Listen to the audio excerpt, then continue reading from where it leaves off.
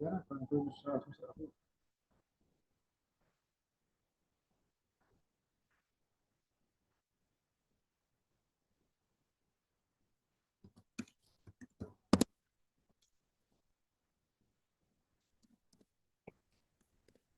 evening, everyone. Thank you guys for joining. So we are starting the session since it's exactly 8 p.m.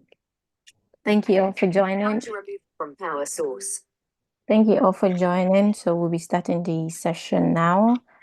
Mildred, are you? Hi, Mildred. Hello, good evening. Hi, how are you? Good. Please introduce yourself.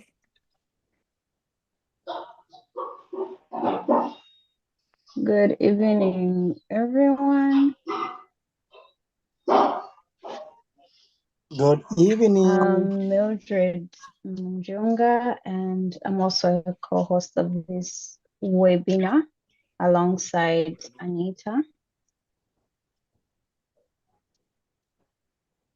Nice to meet you all.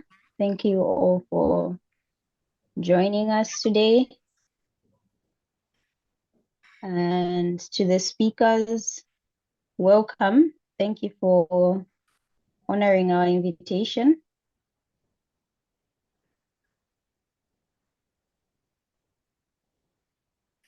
Anita, back to you. Okay. So what we're going to do now is let me tell you guys about how the whole process is going to be like. Speakers are going to speak. Please, can we have the speakers come on board? Can you introduce yourself so that we start with everything?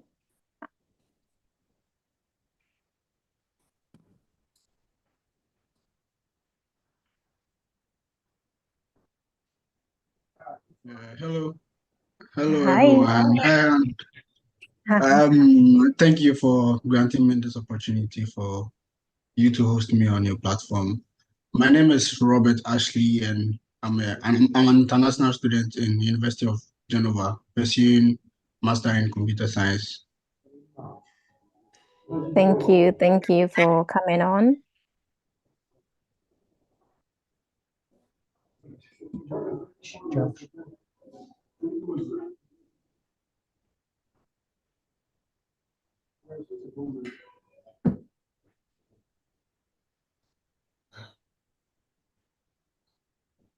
Okay, so we're going to keep it rolling. As other speakers join, they are going to introduce themselves.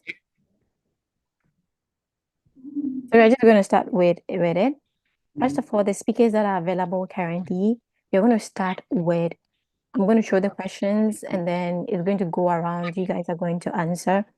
So we're going to talk about the process, okay? The process of, doing the applications and everything. So first of all, since you're here, Robert, I'm going to start with you.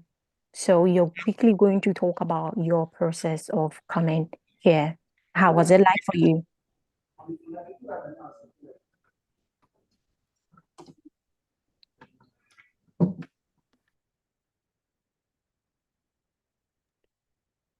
Ashley, you're muted. Unmute yourself, then you can go on and Oh, so sorry. I thought I had unmuted myself. So, my journey to Italy started in 2022. I tried in 2022, but I was rejected. So it wasn't like I did a lot of work in my next application. But in 2022, there was this school, Bocconi University. You search for the school, the course you want to do, and then you check for the requirements, and then you just apply. But the course I applied in Bocconi University didn't asked me a lot of requirements because it was I think it was this single program. It wasn't like a full-fledged like bachelor's degree program or a master degree program. It was just a course that I had to take. So Okay. the admission process the application process wasn't difficult. You just go onto the site, it asks you for your passport details, what you studied, it wasn't difficult. It was just straightforward. Then I had Okay. admission. I had admission. Then I had to apply for um the visa. But for last year's for 2023, that was like Mhm. a master's program. So like it wasn't like straight easy, just do everything and then that's also. I searched for schools. I actually didn't like just apply to University of Geneva. I applied to 6 schools. I applied to Wow. yeah, I applied to 6 schools. I applied to Milan, University of Milan, Mm-hmm. Bikoka. I applied to Genova. I applied to Camerino. I applied to Verona. Okay. All- yes, but unfortunately, most schools like um Genova came in early. I had the admission in Genova, but the other schools, I was just looking up to like University of Milan and Mm-hmm. Bicocca, because like I feel like Bicocca is like Milan is like yeah the city of Italy. So I was like nah, let me just wait for the Milan schools. But for both Milan schools, the admission I passed the requirements. You check the requirement, I just pass the requirement and everything. But for the admission interview, that was where I had the challenge. So for both schools, when I joined the meeting, everything was fine. But Mm. when it was my time for me to get interviewed, my network got jammed. So like for both schools, I didn't get it. So when I was like, okay, since I didn't get like admission in Milan, let me just go with Genova because I wasn't Geneva. Okay. interested in Verona. I wasn't interested in Camerino. I just wanted like Mm. the northern part of Italy. So I was like, okay, let me just go with Genova. So when I had the Mm. admission, they told me to pre-enroll. After that time, I didn't even know what pre-enrollment was, but like I just searched online and just find resources online, pre-enrolled. Then when pre-enroll was done, you print your summary, then you apply for your visa. So it was like most of the work I did in 2023, I already did in 2022. So like my documents, I just like had to like scan my documents, scan my documents. So it wasn't like so difficult for me. Oh, okay, okay, Yeah. okay, okay, okay, okay, okay. So, like, how has it been like now you're in? How has it been for you? Was it what you expected? What Okay, scholarship did you so win as well? okay, so I'm on a DSU, Alicio scholarship, the regional scholarship. But the Alicio scholarship, but I haven't received like any money from Alicio. It's just this first part of the scholarship they give you. So it's not Yeah, like yeah. some scholarship you can count on, like they're giving you money. Apart from like the canteen and the fees, I live in my Mm-hmm. own. I live at my own place. I don't live in like a student's apartment. So like I live at my own place. I take care of my own expenses. Like till now. So I just hope maybe I don't know when they will announce the second part of the scholarship so that they pay us. That I don't know, but I hope it comes soon. But coming to Italy, I would okay, I wouldn't say it's not what I expected. I didn't come to me Mm-hmm. what I Mm-hmm. expected. I like Mm-hmm. it though, but I don't like Mm-hmm. Genova. I personally like don't like Genova, but like I've been to Mm-hmm. Milan, I've been to like Bergamo, I've been to Bologna. I like those parts, but I don't like living in Genova. Oh, But okay. school is fine. I also came so late because my visa application delayed. So I came so late. The first semester was quite tedious because Mm. I missed most of the class and I had to like just go Okay. write exams. So it was quite hectic in the first semester. But now like everything is cool, class is fine. I enjoy the classes because it's not like how school is in Ghana. In Ghana, most stuff is just like you read, you don't Uh-huh. practice. Mm-hmm.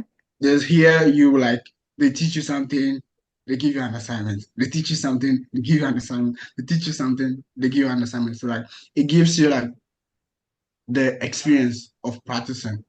That's one thing I like about like the Italian um, education system.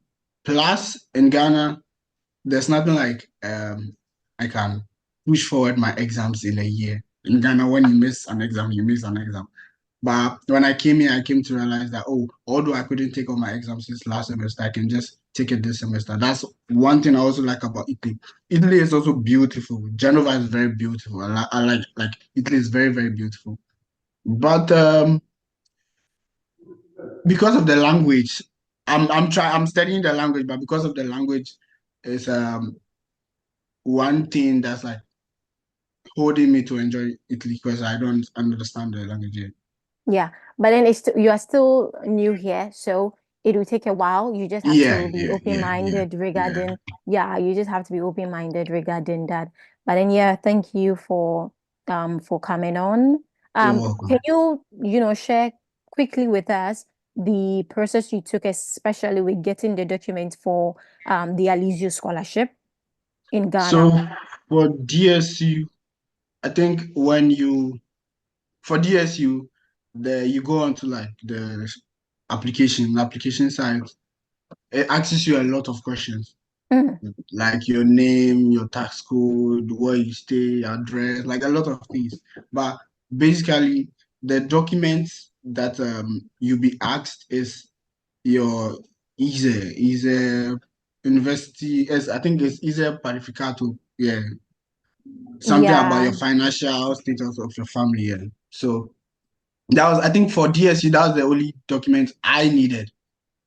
Yeah, so how were you able to get that? Because you need the family composition Yeah. So documents and all of that. Yeah. So when I was eligible for the DSU, Mm-hmm. the school would give you like details of CAF, the Okay. CAF, the tax Mm-hmm. centers there. They give you Mm-hmm. details of them, and then you can choose any of them you want them to work on your visa parificato for you. So they sent me a list, and then I just emailed the CAF, and then the CAF said, oh, she sent me, I think, a document Okay. stating what they want to see in the family income status. Okay. Yes. So for me, I just went to the Commission of Oaths. It Okay. has, Okay. In Ghana. yes, in Ghana, the In High Ghana. Court. Okay. Yes, Okay. it has all the details they needed. So I think I reached out to you. I also reached out Yeah. to Anne. Yeah, I reached out to Anne asking her about what is this family income status stuff. So I think after you explained to me, I Yeah. just sent the document to the Commission of Oath, Of and oats. then Okay. they drafted it. They sent it to the court. They stamped it. I didn't take part in the Ministry of Foreign Affairs. I didn't send them myself. They did everything for me. They did So everything. Wow. yes, Okay. when everything was done, they just gave it to me. I scanned it and sent it back to the CAF. Funny enough, I wasn't even supposed to like submit my EZA on my DSU application. The CAF sent it on my behalf. So like I just got the document, scanned it and sent it to the CAF. So I didn't really do Yeah. a lot of documentation stuff for the DSU. Yeah. Y- It was easy. Yeah, it was easy for me. Yeah, Easier I for didn't you. find it. Yeah. Yeah. Yeah. As long as you give the needed details to the CAF, automatically is going to be sent out to Yeah. the scholarship board. Okay, so those that are coming in, from Ghana, you guys can, pick a couple of points from here because you need to know where to go to. So for him, he's coming from Ghana. He went to the Commissioner of Oaths because the family income document is like a document that people have Oh, lost okay, yeah. everything So in it. for the family income for the family income status, How did you you need compile to it? like on the sheet that the CAF sent to me, I Mm-hmm. think there was like you have to declare any properties you have, if it's Yes. cars and houses, Mm-hmm. Mm-hmm. the land size, the type of like property you have, where you live, Yes. Mm-hmm. the account balances as at a time. Like so they give you maybe a year, maybe Mm-hmm. 2022, 2021. They give you a year to like Okay. print all your family's financial stuff, like financial details. So if Mm-hmm. it's a bond your dad has, the house you live in, his statements, like everything, pay slips, how much he earns, like how much your family is worth. Yeah. You have to like show them how much your family is worth.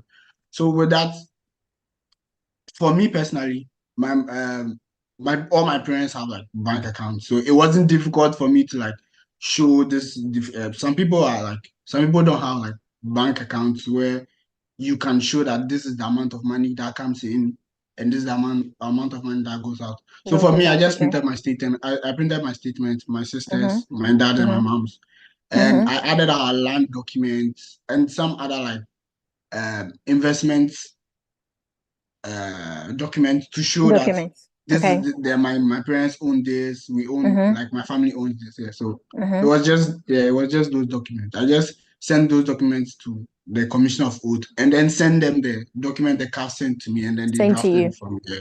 Okay. So if it's possible, can you like pin over, because you guys need to know Robert is one of the admins, okay, on the platform. So if it's possible, can you pin what was sent over to you on the page so that those that will be coming from Ghana can, find it helpful? Oh, okay, sure, Yeah. okay, sure. I'll do that. Yeah. Even though it's just for Alizio, I'm sure it will give them a fair idea on Yeah. how to. Yeah. Well, Now, it's quite same, but it's just like the different maybe one DSU require you to legalize, one DSU will not, one would DSU not tell you I know. want this year, yeah. So it's quite same, yeah. Yeah. Okay, thank you so much for Yeah, sharing you're that. welcome. Godwin, are you ready? Are you ready? Because you're coming up next.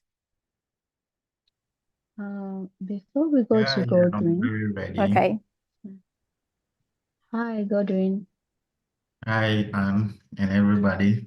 Thank you, Robert. Thank you so much. Hmm. Yeah, Winnie, Mildred, you wanted to say something? Yeah, I needed to ask, is it Ashley? A question Yeah. Yeah, before we proceed to Godwin. Ashley, Okay. you had mentioned that you were interested in applying to north of Italy, Yeah. and also you had applied to multiple universities and finally decided to go with Genova. Yeah. Like, what was your process in terms of narrowing it down to North Italy, and why North Italy? Did you consider maybe the fees? Did you consider the application procedure? Maybe it was a little bit more easier as compared to other parts of Italy, the university application process. Like, what really made you conclude that this is the specific region that I want to apply to? Was it maybe the programs that were given, like listed, were they of interest to you as compared to other regions? Like, how did you narrow it down? Okay. So me narrowing down, all boils down on I think when I was applying, I applied similar courses. So like all in computer science, all in the computer science field. So some will be like data science, some will be data analytics, some will be just computer science. But the reason why I wanted to boil down my criteria to like Northern Italy is like I know Northern Italy has like a lot of opportunities for like minefield. That's why like I narrowed it down to like the northern part of Italy. Okay.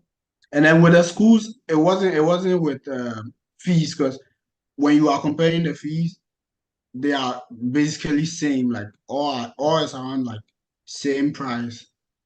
But what made me like narrow it down is what is being taught in the program. So I like you check the courses you have, what the courses are about. If one sounds more interesting to you, then you go for that. Okay. No, So okay. you went with your current university because why did you exactly go with them?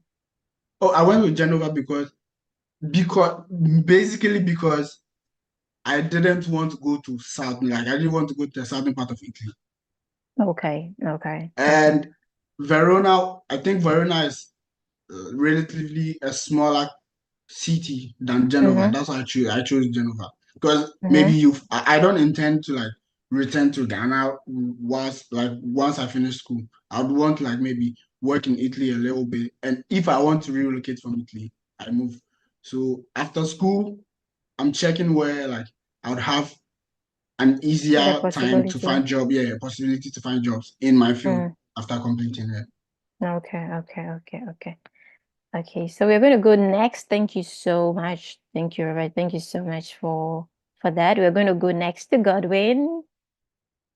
Okay, so Godwin, how was the process like? Because we want to quickly hear from you guys, and then we're going to open the floor so that people will ask questions they have, Yeah, okay. Yeah, there are a couple of questions here. What are the merits of the southern part? To Margaret is asking, why didn't you want to go to the southern part of Italy? Someone is asking Godwin. So before you go, to Ashley, before Godwin comes on, can you personally to you? Oh, personally, you hear of Milan Fashion Week. Just Milan Fashion Week is like enough reason for me to choose the northern part of Italy. The northern part of Italy is like the business part of Italy. That's where you find more like businesses or more how do I put it, like more opportunities in Italy. That's why I just chose northern part of Italy. Okay, thank you so much. Thank you so much. Godwin, it's time for you. Thank you, Ashley. Okay, Godwin, can you share with us your process? Like, briefly, can you share with us how was the process like for you and the current university that you're studying at?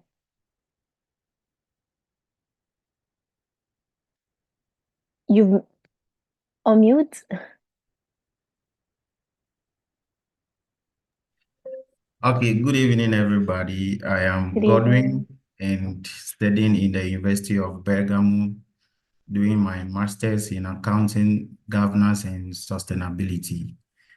I see study in Italy as a very touching moment of my education career or education path, because compared to other countries, the processes are much demanding.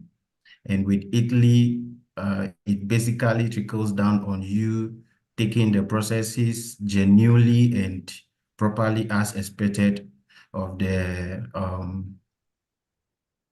authorities, and you find yourself at where you wish to be.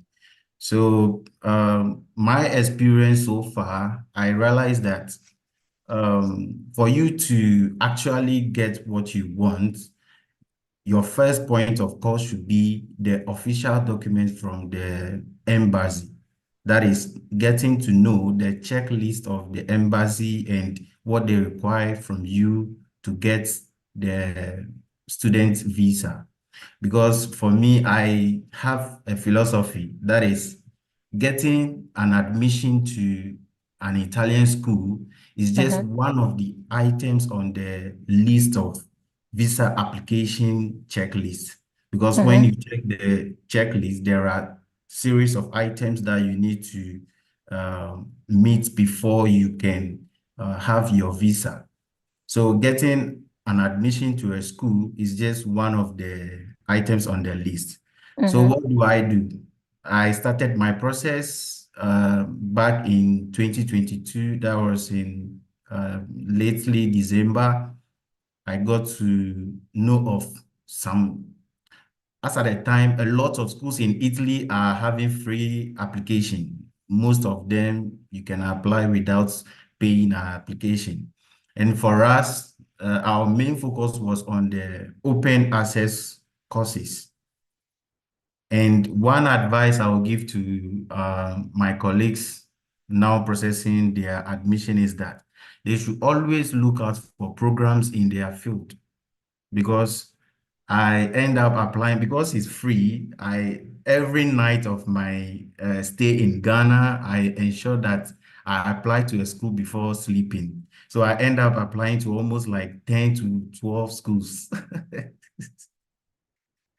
So I will advise that in taking the application, you should ensure that you apply to a school in your field, a program in your field of study. That is to say, if you are doing business in your first degree and you want to do your master's, look out for business courses or programs. in the sense that you have an upper hand in terms of evaluation. Because some of my programs that I've applied to, the response are that I don't have the prerequisite knowledge on the program.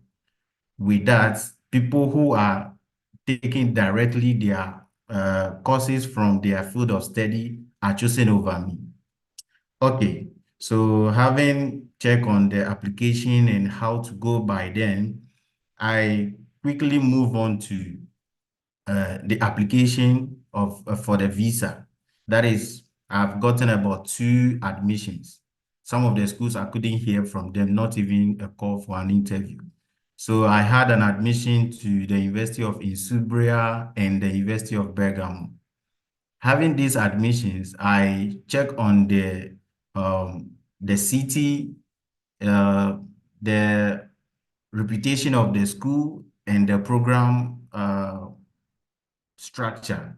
So I realized that I can go well with University of Bergamo, and I have chosen Bergamo for my university enrollment, and then further on to the pre-enrollment aspect of my application. One thing when it comes down to the visa application is that I suggest that you should always have a transition in your documents. When one document have your name in a particular arrangement, the next document, let's say your birth certificate or any other document you have, should also have the same name. If there is any discrepancy with the names, always ensure that you do such amendments for you to have a straightaway transition between your documents. Ensure that you don't take an advice from someone just because the person has passed through the process or is able to travel to Canada, US, or any other part of the world. So that advice or suggestion holds for Italy as well. I made an example that you should always look out for the items required by the embassy officially. If you need any further clarification, people like Anne or people who already passed through the process can give you deeper understanding. Maybe there is a language or a terminology you are not getting clear of. Then you seek those clarification. So for me, I don't have the government scholarship. That is to say, I need to show my financial muscle in terms of proof of funding for the visa application. And Italy has the law that it's only your biological parents, your mother and your father, who can sponsor your education, or your legal guardian who can sponsor your education in Italy. And those sponsors should have documents to back their means of economic subsistence, in the sense that you don't just bring money and tell them that you have this amount of money, but you should show documents. If your parents are into any official employment, then you get such documents from their employers, like employment extras, to show that this person is working with me, he takes this amount of salary. And also I back my application with investments that my dad and my mom did in some institution. You take official statements, because I was about to submit, and a colleague that I was doing the submission with realized that I took a statement from EcoBank, which wasn't stamped or not on the letterhead, because EcoBank has this investment package called EDC. But EDC is not directly under EcoBank. So when you go to the branch of EcoBank, you might not have the official statement from EDC. So I have to quickly go to the EDC branch head office of EcoBank in Accra, and then took an official statement from them. So that's basically to say that every document you are presenting should be original, should be officially signed, and should have genuine content so that the embassy will not have any, how do you call it, doubts about the document you are presenting. So I quickly put in my application and waiting. Along the line, the call for regional scholarship. I am on the regional scholarship. So the call for the regional scholarship has been open. Also, I want to make it categorically clear that with the regional scholarship, all Italian schools have regional scholarship. But when it comes to administration, uniquely, every school has how they administer their application, their financing, and all those things. Specifically in my school, you don't need to do the embassy legalization of your documents, but what you need to do is to just get your documents back in Ghana or your home country from the authorized institutions. That is to say, if you are looking out for a tax return, you should not go to any other office than the GRA, the Ghana Revenue Authority, to have your. Please, if I'm talking too much and you think it's time, you can just alert me and then I control my, okay. So when you get all those documents, when it comes to family composition, family composition is quite different from family income statement. Or yeah, because when it comes to visa application, we have family composition where you state the nuclear family you are residing with, all the members. But when it comes to the regional scholarship and the family composition or the family income document that you provide, this one doesn't only limit you to the nuclear family, but the household. If you stay in the same house with your uncles, your aunties, and other family members, they also form part of your household. So in this case, you include them in your family income document. And in some instances, they even require you to give the architectural design of the house you live in, the properties you have, how old are the various people in the family, are they schooling or working? If they are working, you provide their means or their income they receive in a particular year. And also, there is an office that is affiliated to the school to do the ISE Purificato. And this ISE Purificato, you write an email to the affiliated, is it CGIL office affiliated to the school, and then this office will take over all those documents with their translation. You submit everything with the translation. And when you submit the document to them, you await for their calculations, and after they will give you a response on the ISE Purificato and then your economic value. If there is any missing document, you always look out for your email to respond to such documents and to be abreast with whatever they require from you. And also, you should also let them know that you will be applying for the school apartments and then the regional scholarship.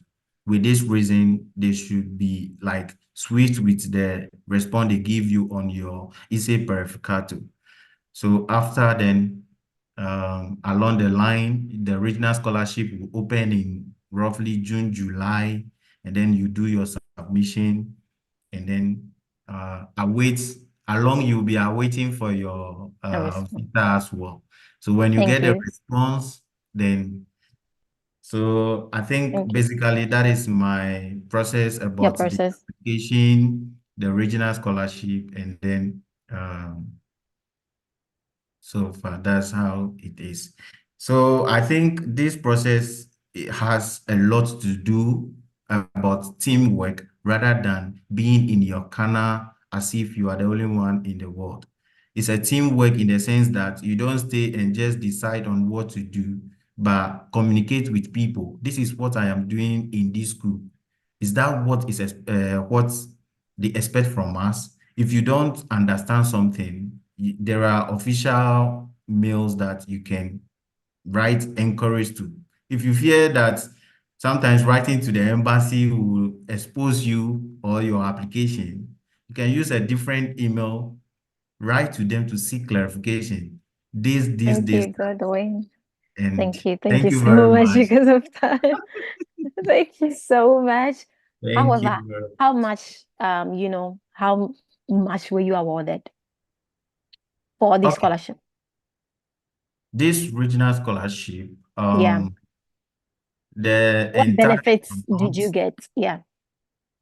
Okay, so the entire amount is almost um roughly 7,000 euros, but there are Okay. some deductions that Yeah. are, What benefits were that?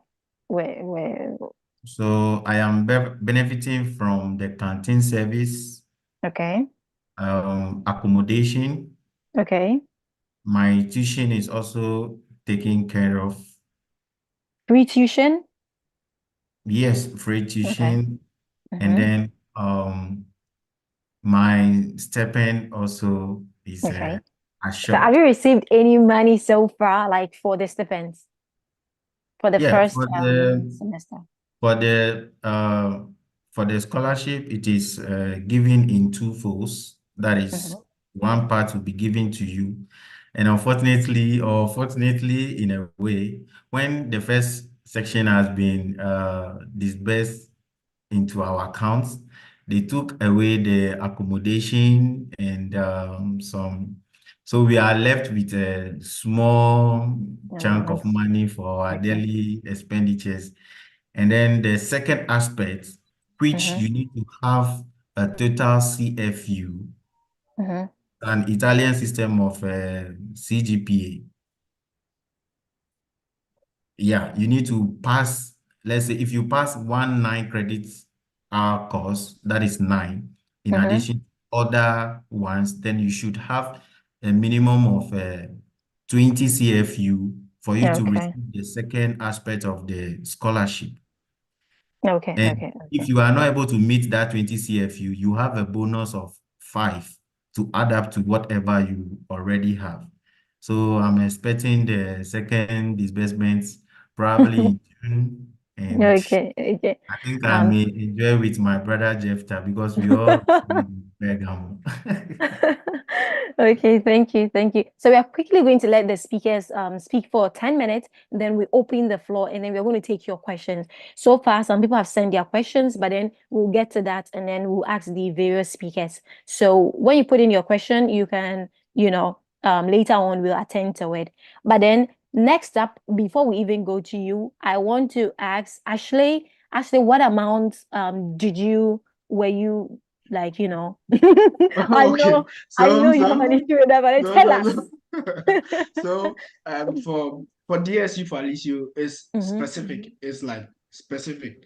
One Mm-hmm. person can get like 8,000. One person can get. It depends on you. But for How me, much did they get? I had 7,000, Ooh, 7,400. But then Godwin also explained that they deduct the canteen service and then the accommodation. If they give you an accommodation, they're going to deduct it. But if they oh, don't, okay. you apply for something called rental contribution, Mm-hmm. and then the amount responsible for the accommodation, they reimburse you. So for me, it's just the canteen service that they've deducted from my scholarship bag. So in June, they're going to pay me my accommodation and my stipend. Okay, okay, Yeah. okay, okay. Thank you, thank you. So next, you're going to call Emmanuel. Thank you, Ashley. Thank you, Godwin. Emmanuel, you are next. Tell us about your process quickly for the next 10 minutes. Like, run us through the entire process. All right, thank you very much. My name is EMMANUEL Abuaji, and I come from Ghana, precisely from Kumasi. Currently, I'm at University of Siena that is located within the central part of Italy.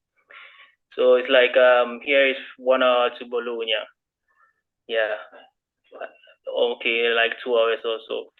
Well, my process was very simple. I did a process with the first attempt I had it because I really learned about the process very well, though it's lengthy, but it's worth it. And then I also was fortunate. I was really searching for someone to guide me out throughout the process, and I was fortunate to get a friend from Milan. He's called SIAM rather. He was at the University of Milan, and he guided me throughout the process. So I was very fortunate to get him. Now, concerning my process exactly, I didn't get DSU scholarship. I'm not having a DSU scholarship because I think one of the speakers was saying that he did the family income composition through the Commissioner of Oath.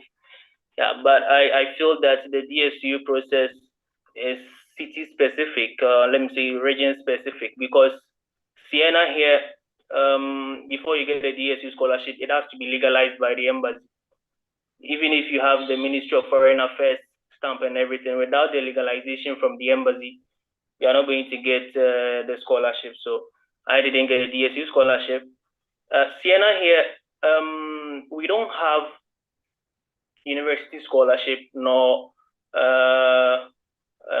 department-specific scholarship. There are no sort of scholarship like that. So if you get admission here, it's going to be more of you are sponsoring yourself. Yeah, but I'm also fortunate to have my family here. So I've been supported by my family. But not to also leave out this important aspect. I had a scholarship, a local scholarship from Ghana, from the National Union of Ghana Students. I was supported by them. So that was chiefly what I think gave me the visa at the end of the day. Concerning the documents I used, I believe that without wasting much time, maybe we can move on to that when you ask or when there are some questions onto that. So I think that is briefly what I can say about my process. Thank you. For you, like what program like are you studying currently? And then we would like you to touch on, the visa process, especially. Okay. If you want me to touch on the visa process, then I will do that. I'm offering biodiversity, conservation, environmental quality. Biodiversity, conservation, environmental quality is a very wide program, and it's under the Department of Life Sciences. Siena here, I would say that with all the applications I did an application to Sapienza University, I did to PISA, and then I think Cameroon also. But Siena was the university that gave me a quick admission.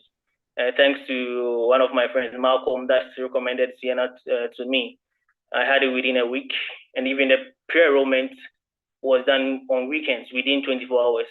They did the pre-enrollment for me via Universitali. Now with the visa, there are some requirements, like Gordon said, that you need to meet up with. There are some documents that you need to get. First of all, you need to get your family status certificate or family declaration certificate. This is not the income that you are going to use for the DSU. So for me, I got mine from my municipal assembly, that maybe some others will also have district assembly. And then I used 4 sponsors. I had a scholarship. My mom was a sponsor. My uncle is here also with Italian passport, so he was also sponsoring me. I took a sponsorship letter from him. And then I was also teaching when I was back in Ghana. So I had something like a steady with pay in addition. So, Italy, with the process, you can have as many as sponsors that you can lay your hands on. So I had 4 sponsors. And after admission, after pre-enrollment, I gathered my documents.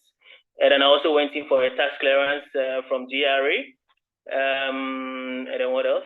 I think I added some land documents, some assets that we have, car documents and everything. So I just put all those things together. And then I also did one thing known as the possibility of selling an asset. that came from my mom's side.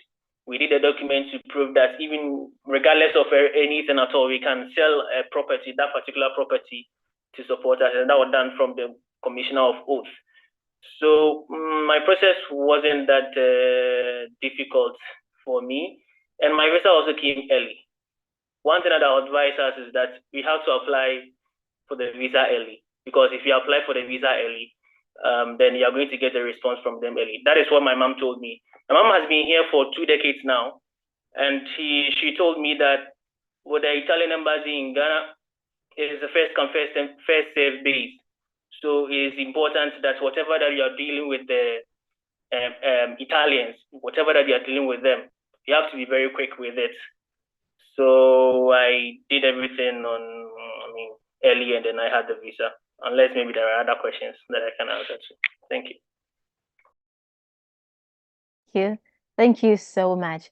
Okay, so before we move to the next speaker, I'd like to clarify, I'll let Mildred come in and clarify.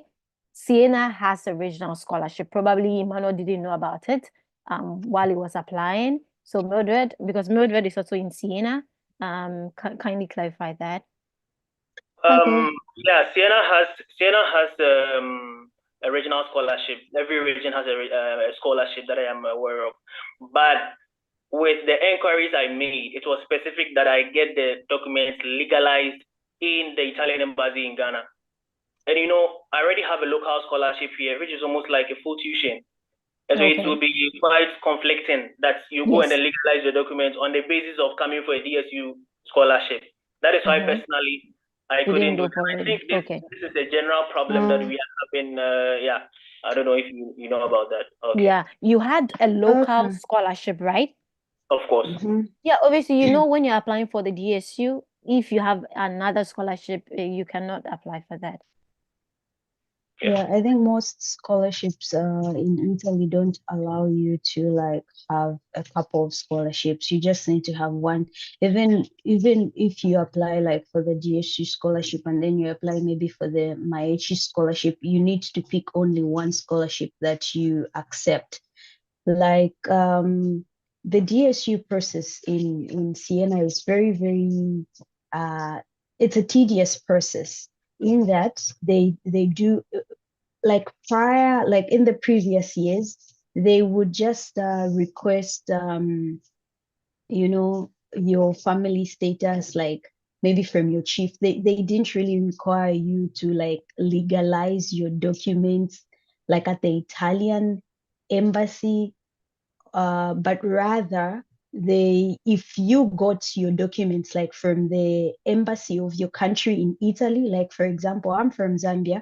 If I got my family income statement from the Zambian embassy in Italy, which is still an option, they will take it that's a legal document because it's coming from the embassy. So those were the conditions. But now, even if you get a document from the Zambian embassy in Italy, in order for you to submit it for the DSU scholarship, you need it to still be legalized by the Italian embassy or the prefettura, who's a local mayor or something like that, like the mayor's office or something like that. They need to sign it, and you need a 16 euro stamp, which is called the Macadebolo, in order for it to be considered to be legal. And then you can submit that document. That's why it's a little bit difficult because of this whole legalization process that they have included, unlike in the previous years where if you got a document from the embassy, your embassy in Italy, it will be considered as a legal document. Okay. Thank you so much for that. So before we move on to the next speaker, I'm going to call Mozilla. Are you here? I'm going to call Mozimilo. Are you here? She is, Yes, I am. Thank you. Okay, thank you. I'm going to call her. She's going to speak, okay? She's from Nigeria, and she studied in Italy for a while now. She has her own unique story, and I want her to share her process because so many Nigerians currently that have joined have loads of questions. And I'm sure, you know, sharing a process will also help with some of the questions. Please, can you speak? Thank you for joining. Hi, good evening, everyone. My name is SIMI for short. I'm a Nigerian from Lagos, Nigeria. I am currently studying in the southern part of Italy, University of Salerno, food engineering with the chemical engineering option. I'm on scholarship and not the regional. And I am the vice president of the Nigerian Scholars in Italy. So that's a basic introduction about me. Well, I started my process in 2022 to study in Italy, and I decided to choose the South because that was what I could afford at that time, and what I don't know, the proof of funds. And also I chose my university because um I there was less competition in the South. Let me just use that word, because I knew that with the requirements or the grade I had, I couldn't get into the Politecnico de Milano because of their requirements. So I decided to go to like a less competitive school, which was my school, and I got a scholarship. So after I think 2 months of admission, or maybe after 1.5 months of admission, because I think by then when I got the scholarship, I was already doing the authentication at the Federal Ministry of Education and Foreign Affairs and the translation of the documents. And I was able to proceed for my visa at the Italian consulate in Nigeria, in Lagos to be precise too. And I got my visa within the space of 36 hours. So I think that basically Nigeria is different from Ghana, and Nigeria's process is, I think it's more, I will use the word strict than Ghana, because I think for Nigeria, you need to know what you are doing. And I did my legalization twice, to be specific. And some people don't get the opportunity to do the second time. As I think someone said, you need to start your process as soon as possible. Because, for example, if I did not start my process as early as April, I think I would not be in Italy, basically. Because I had to do legalization twice, and legalization appointment in Nigeria, it's a big problem. So that's just a summary. So as at today, legalization's appointments will start from July in Nigeria because they are fully booked. So that's I think the basic thing about me. I don't know if there's any question, and I am, will I say, as Anne knows, I am an advocacy of schooling in the South. Yeah.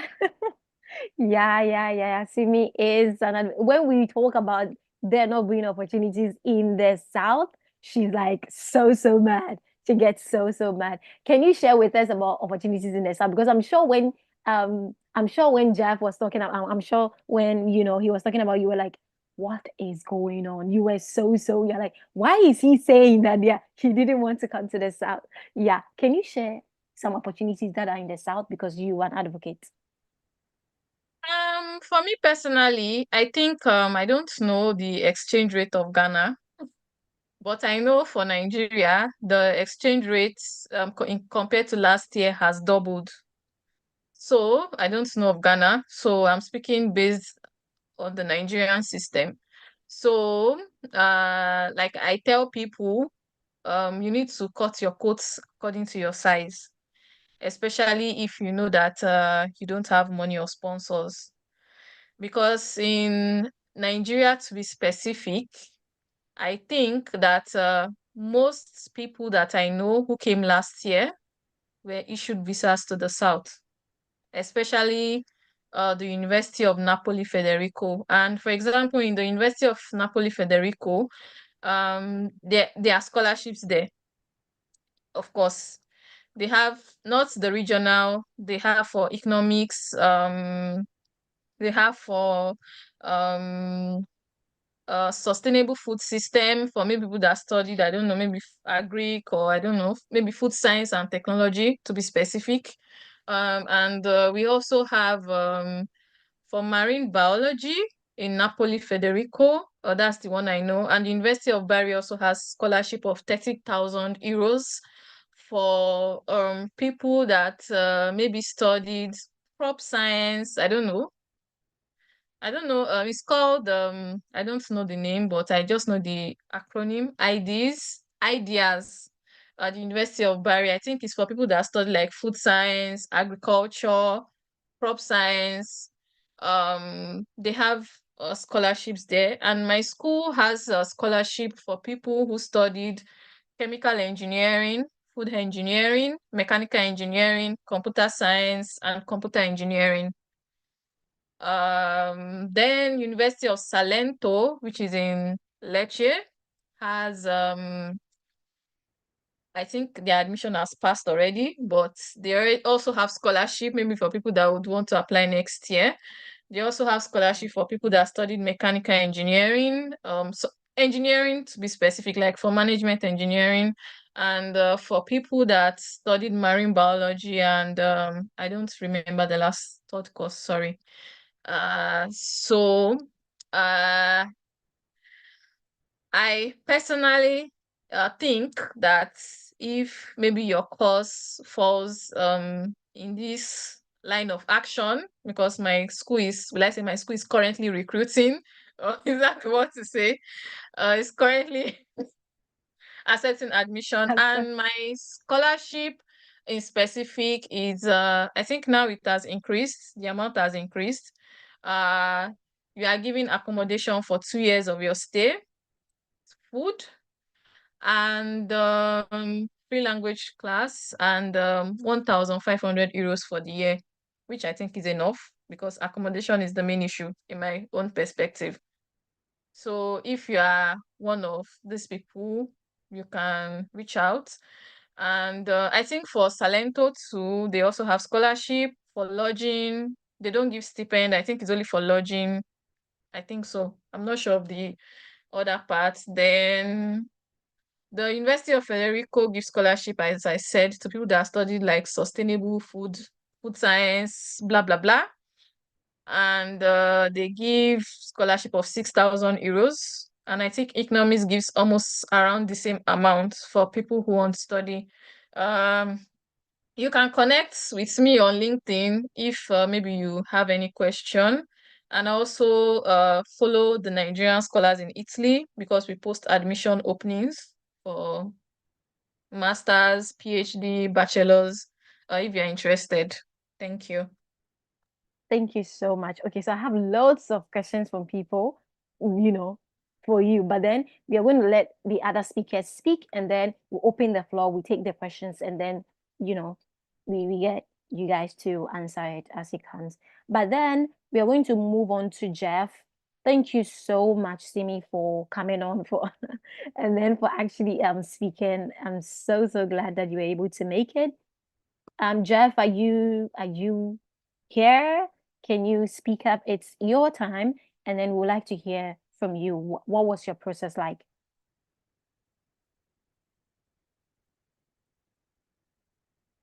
JEPH?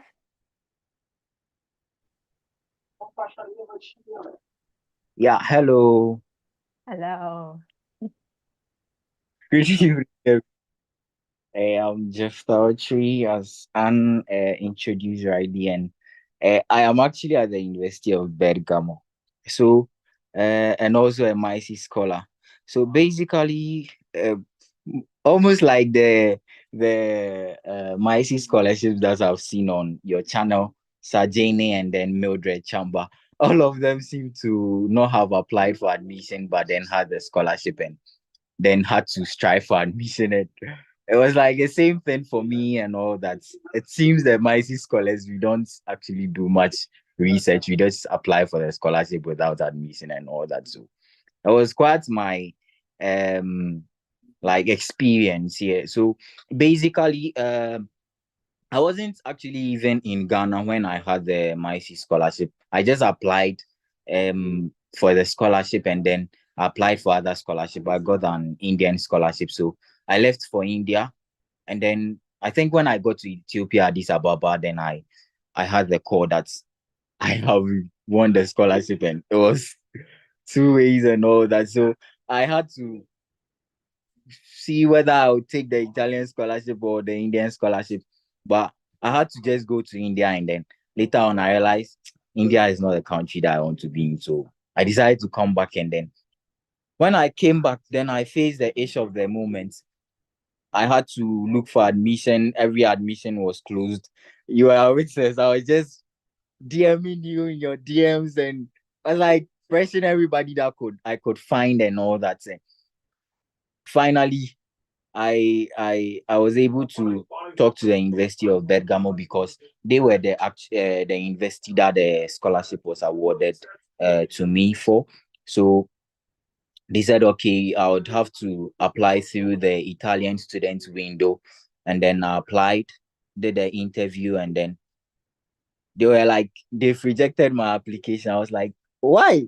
They were like, the time that I have to apply for the visa and all that is very near. So I wouldn't be able to make it. My mom said, no, I'm on a scholarship, and then they are willing to like speed the process up and all that. So we played with them, and then they said okay. So yeah, I had to, and then I got the admission visa process. Actually, because of the MIC scholarship, I just had to get the visa application form, and then the family stats, which I got from the regional office in Sakumono, and then I got the letter that serves as the interview, and then also I just added the scholarship letter to it and all that, and that was it. I didn't have to show any proof of funds and all that because of the MIC scholarship and all that too.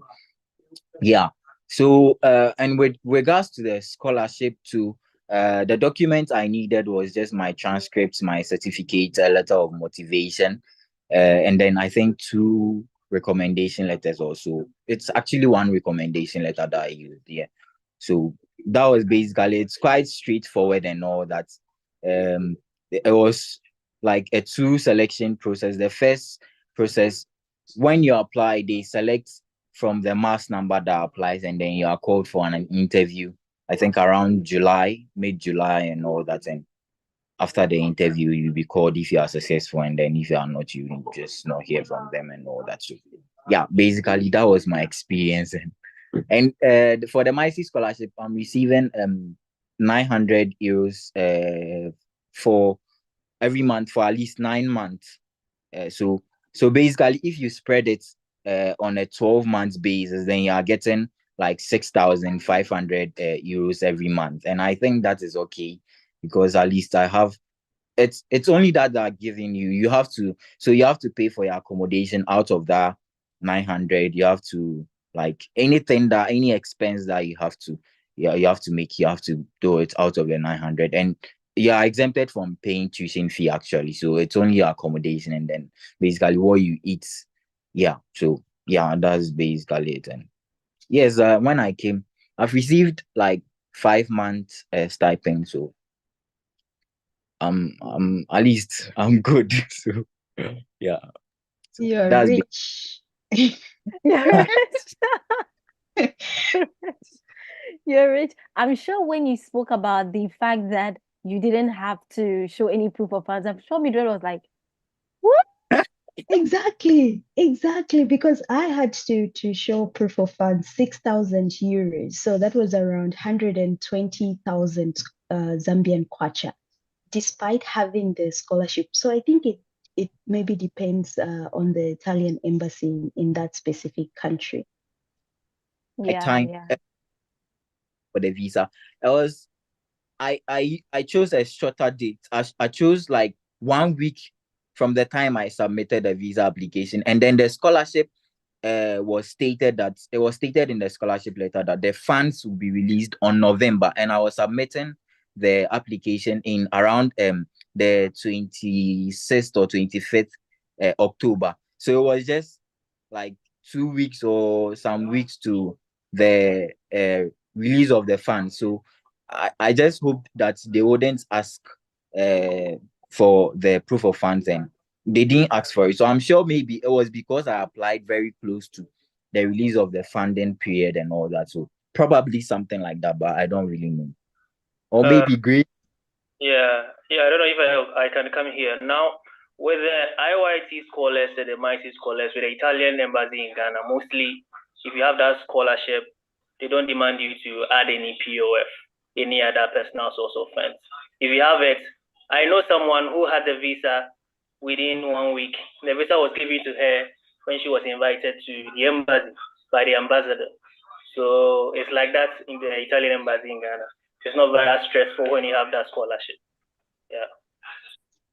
I think it really depends, because for me, the very day that I submitted my visa application in the morning, around 3 o'clock, I got my visa. They released my visa. They said, come to the embassy and collect. It didn't take long, but I still needed to fulfill like the visa requirements. But them like releasing my visa, it just took hours. Oh, okay. I So think before, I think in Nigeria, because for me, I also had a scholarship. I still had to, I think I still had to provide like 10,000 euros. So it does not matter, because I think the normal idea is that the for some of us, the scholarship may not be disbursed immediately. So how will you take care of yourself maybe for 2, 3 months, maybe depending on the disbursement time? yeah, okay, yeah. So I think it depends. It can be it depends on the person. But then Jeff, I want to ask, how many people like want the scholarship? Because I'm sure you went for the interviews. Like, did you see other people as well during the interviews? I'm sure you spoke with them. Do you So have any idea actually, of that? when I went for the interview, like the panel told me, it was actually two Italian guys. They told me there were about 1,000 plus that applied that year, and then they had to like screen and then select like 250. So there were 250 that went for the interview, and then they told me out of the 250, there are only 8 spots available, and out of the 8 spots, three are actually protocol. I don't know what that meant. So that came for the interview, the 250. Yeah, we were fighting for only 5 spots. So it was only 5 people that got the scholarship. Wow. And on what program were you like coming to do that? Because usually it depends on the program that you are coming for as well. What program? I marketing. Wow. So good. So good. Okay, so before we move on, thank you so much, Jeff. Thank you so much. Before we move on to like another speaker, I want us to tackle some of the questions that we currently have so that we will continue. We have loads of questions from YouTube, from the chat and all of that. So Mildred, you can take the questions from the chat and I take the questions from YouTube. But then first of all, those that are available now, if you want to come on and ask a question directly, you can also do so. The floor is open.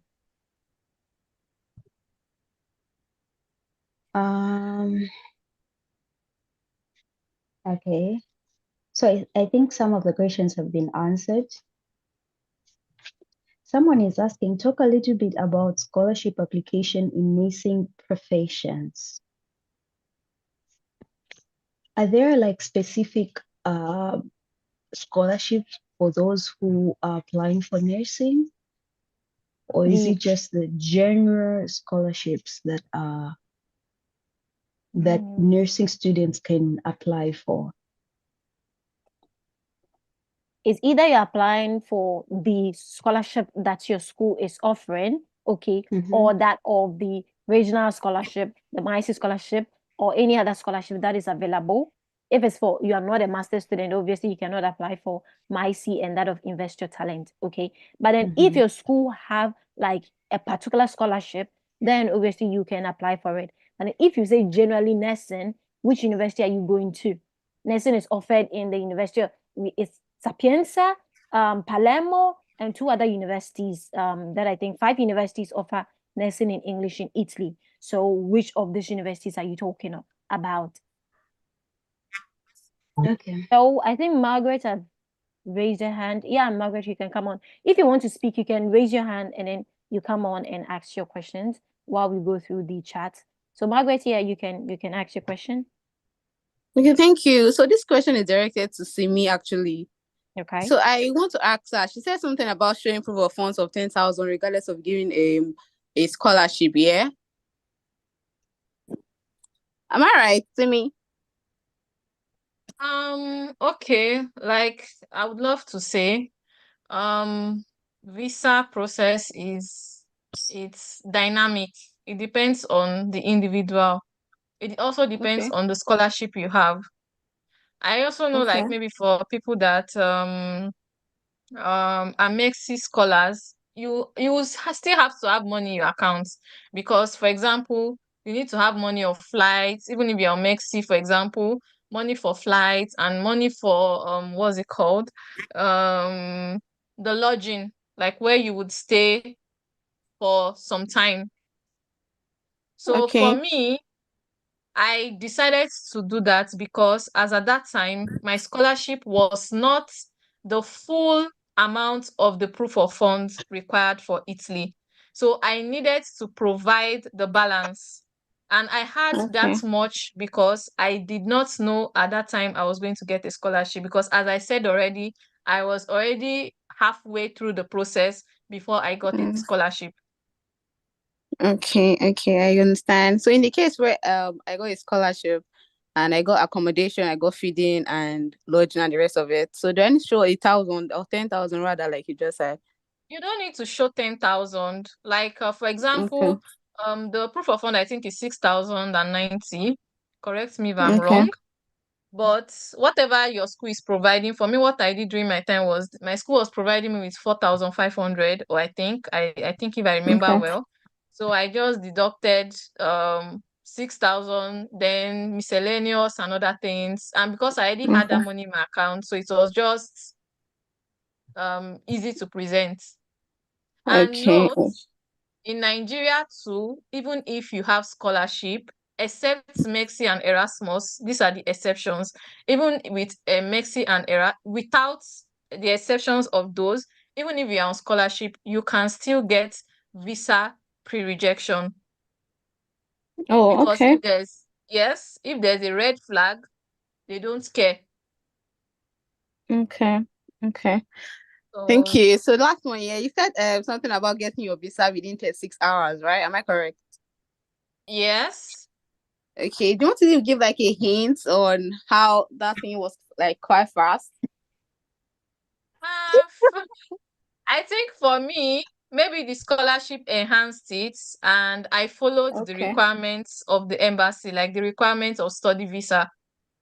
Because also someone in my school also got at the same rate I got. So maybe it also depends on the university. Because sometimes when you have scholarship, the embassy will still reach out to your school to confirm. Okay, that's fine. Thank you. Thank you so much for asking the question. The next, Mildred, we want to take a question from the chat before we call the next person. Let me just address one more question. Okay. What kind of scholarships are available for an international student in Italy?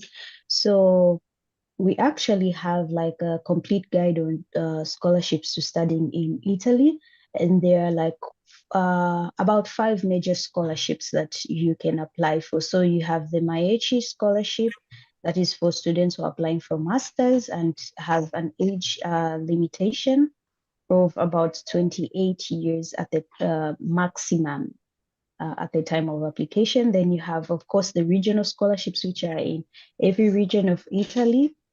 So you just have to check out for which region you're applying to and the scholarship basically. And then, of course, we have the invest in it's Invest your talent? talents. Invest your talent, which is also another scholarship.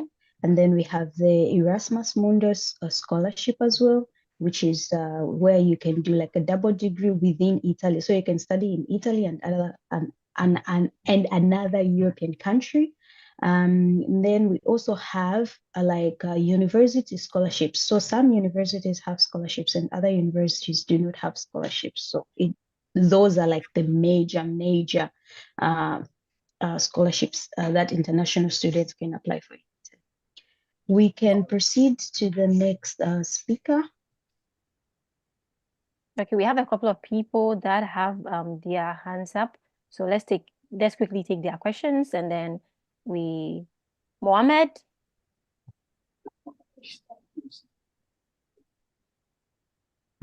Yes, thank you for giving me the opportunity to ask the questions. So my name is Faizan and I'm from India. So basically my question is that I have a low percentage in graduation and I already applied for the 2 Italian universities. So basically my question is that with the low percentage of candidate, should I get the admission or not? And I'm interested in master's course for international relation and tourism and hospitality management. Yeah. I think it really depends on the university that you apply to. Some universities, of course, consider the CGPA or your graduation grade. Other universities, and also the program. So it's dependent on the university you're applying to, as well as the program that you're applying to. There are specific requirements for each program that you apply to and each university. So you have to revisit the universities that you applied to, the programs that you applied to, what were the requirements. If you do fulfill those requirements, there is no need for you not to get the admission. You will get the admission if you, of course, qualify for those programs. Okay. Thank you. So I have a question. I'm going to put this question out to the speakers here. We have a question from YouTube from Confidence. He's asking, I want to ask about the admission fee. At what point is a person asked to pay an admission fee? Is it before you request for a visa or after arriving in Italy? Any of the speakers can answer that question. Okay, let me answer that. I think that it depends on the university. I think Padua, you have to pay immediately you get admission. It totally depends on the university. There are few of them, but 80% of Italian universities, you have to pay when you arrive. Okay. Thank you for that. And then we have another question here from Mustafa. He's asking if we can tell him more about the University of Marche and scholarships available in the University of Marche. For the University of Marche, obviously, aside from a university scholarship, there is also a regional scholarship. If you're going for a master's program, obviously, then you can apply for the the MICE scholarship. It doesn't matter whichever university you're going to. You can apply for the MICE scholarship. Aside from that, you can also apply for the region specific scholarship in the Marke region, which is Edis Marke. So yeah, for Mustafa, that is what you need to know. These are the scholarships available. You can also apply. Okay, Invest Your Talent is over at this point, but then yeah, for now, MyC and that of Edis Marke, or a scholarship specifically from the university. These are the options available to you. We are going to let the next person ask a question. We have Isaac. Mohammed, can you Yes, please. drop your hand so that we can see the other people that have raised their hands? Thank you. Yes, So please. Isaac, I'm here. welcome on. Please, I wanted to ask, when Gordon was speaking, he made mention of the family income certificate. And then I went to my district and then I took the family composition. And then he also made mention of the family income certificate. I wanted to know whether there is a difference between the two certificates. Godwin, are you here? Yeah, I can. Okay, Godwin, if you can answer. Okay, so when you are applying for the visa, what you submit is a family composition. There you are basically disclosing your nuclear family you reside with. But when it comes to the family income document, where you indicate your household, as I said, it is specific about every school that you are going to. My school requests for a family or a household unit. These households categorically include your relatives, not only in the nuclear family. So these documents, you can get them at the municipality where you reside, because our municipalities don't often process these documents. Some of them don't know what you need. So you can draft a copy along, then you show them your admission letter so that they will know it is an official document, and then you send or you show them a copy of how you want them to draft it and then endorse it for you. So that is basically what you need to do. And I think these document also include what they do, the jobs they do, and your siblings or your other family members, they are schooling or working. You indicate all those things on this document. So aside the municipality, you can also get it at the court as Emmanuel suggested. Thank you. I hope I made myself clear to you. Yes, please. Yes, please. All Thank right. you very much. In addendum to what Gordon was saying, with the family income document, it is very different. Please, we shouldn't make a mistake by sending that document to the embassy when you're going to apply for the visa, because with that, you are declaring that you don't have money. You need your document to be legalized for you to go and apply for the regional scholarship. The family declaration certificate is just to declare those that you are staying with. For instance, if you are married and you have a kid, you have to just declare your wife and your kid. If you are staying with your parents, just declare your mom and your dad. If it is one parent, you declare one parent. And then you also tell where the other is. Maybe there is a divorce or something, your dad is dead, your mom is dead, then you should be able to declare. You just write under it that your mom is no more, your dad is no more. Now, the family status certificate is very key in getting the visa. I don't know of the other countries, but in Ghana here, because for instance, if you are having an amount of say 10,000 euros in your account, and that is required by the embassy to give you the visa. If you are to declare yourself, your 5 siblings, your mom and your dad, and say that document, the bank statement you showed is your dad's statement, and you claim that your dad is the one sponsoring you, the embassy is going to calculate the amount your dad is responsible to use to take care of the family, and then will tell you that your dad's responsibility is too high, and for that matter, your socioeconomic status, in a way, I don't know, say it's weak or it's low for him to cater for all of you, and thereby they'll give you a pre-rejection. So I have always been advising prospective students that if you want to really get your visa, you have to remove some of your family members from the family status. So if you're having 3 siblings, if you're having 4 siblings, and your mom or your dad is sponsoring you, it is advisable you declare one. So you can decide not to declare any one of them at all. That is fine.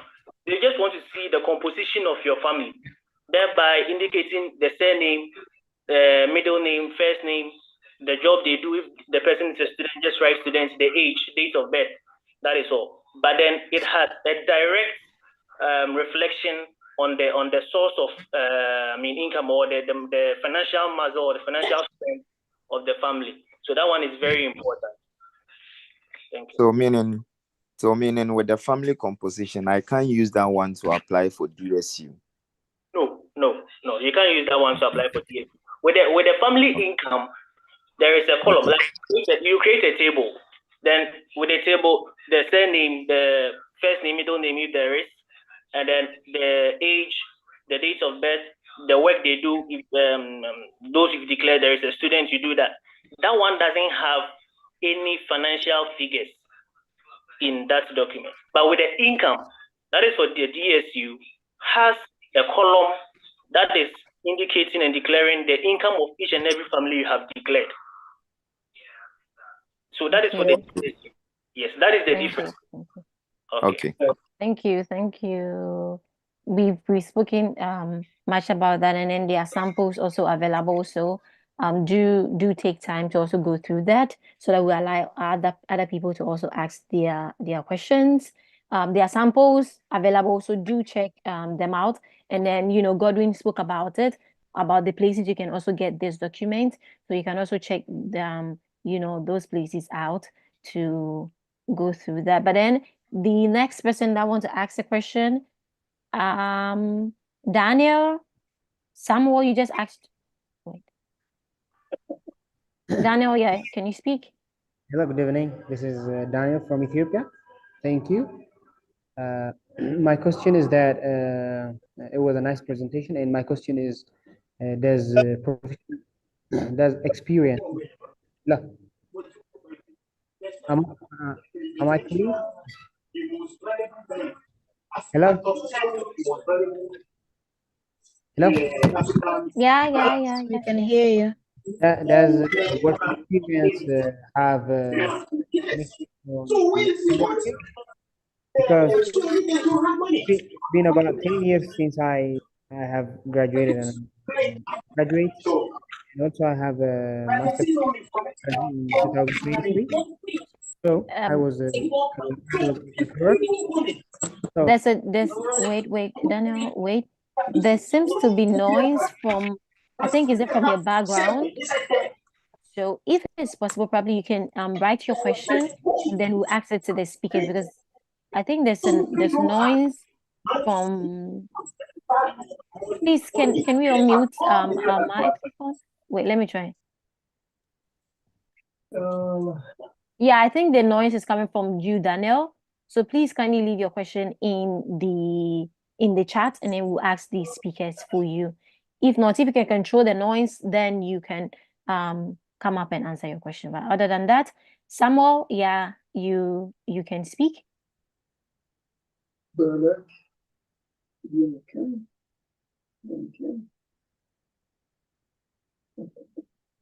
Samuel? انا الاخر شوف نقول لكم راح اوفيسيال راح نرجع للجزائر لو 25 جونفي.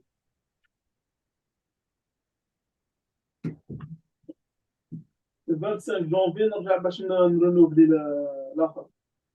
Please, we don't understand. Can you speak English? راح نهبط في شوف. Sorry, please, maybe you can write the question in the chat in English so that our speakers can answer you. We're going to move next to the next person, Caleb. لا لا راح ما تعور. Hello, everyone. My question is around to the Nigerian speaker, basically, because you can relate more to your story. So, my question is on accommodation, which is required for the visa. So, I want to know for someone, for example, if I'm not able to get a scholarship, how do I go about getting accommodation and papers that I can use for the visa application? Then my second question is on the family income document, which is required for scholarship. So how did you get that legalized? How did you get that authenticated? And how did you basically put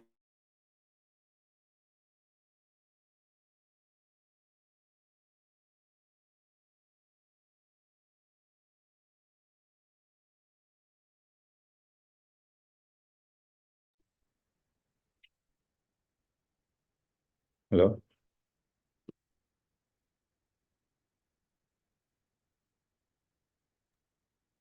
Yes, we've heard your question. Is that it?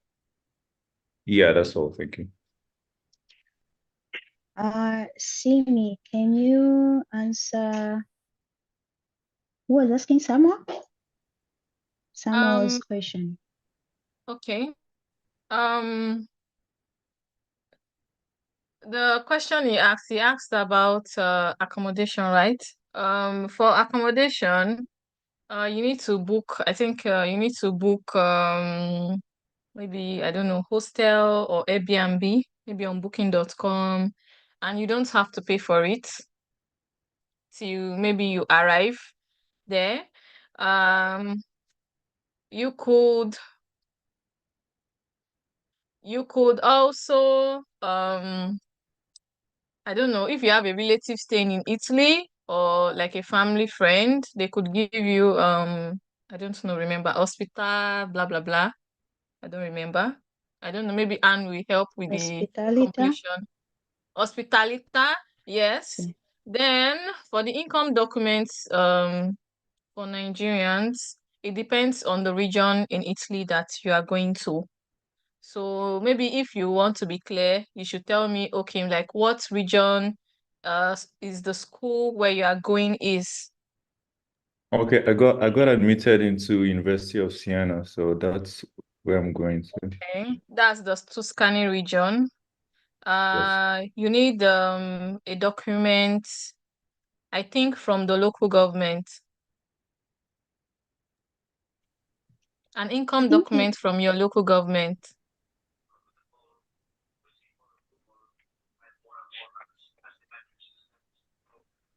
And you are muted. You are muted. And Simi, you mean for the visa application? I think he was talking about accommodation. is the person having admission at the University of Siena? Yes, I'm admitted at University of Siena, so I'm asking this. Yeah, and you asked of what accommodation?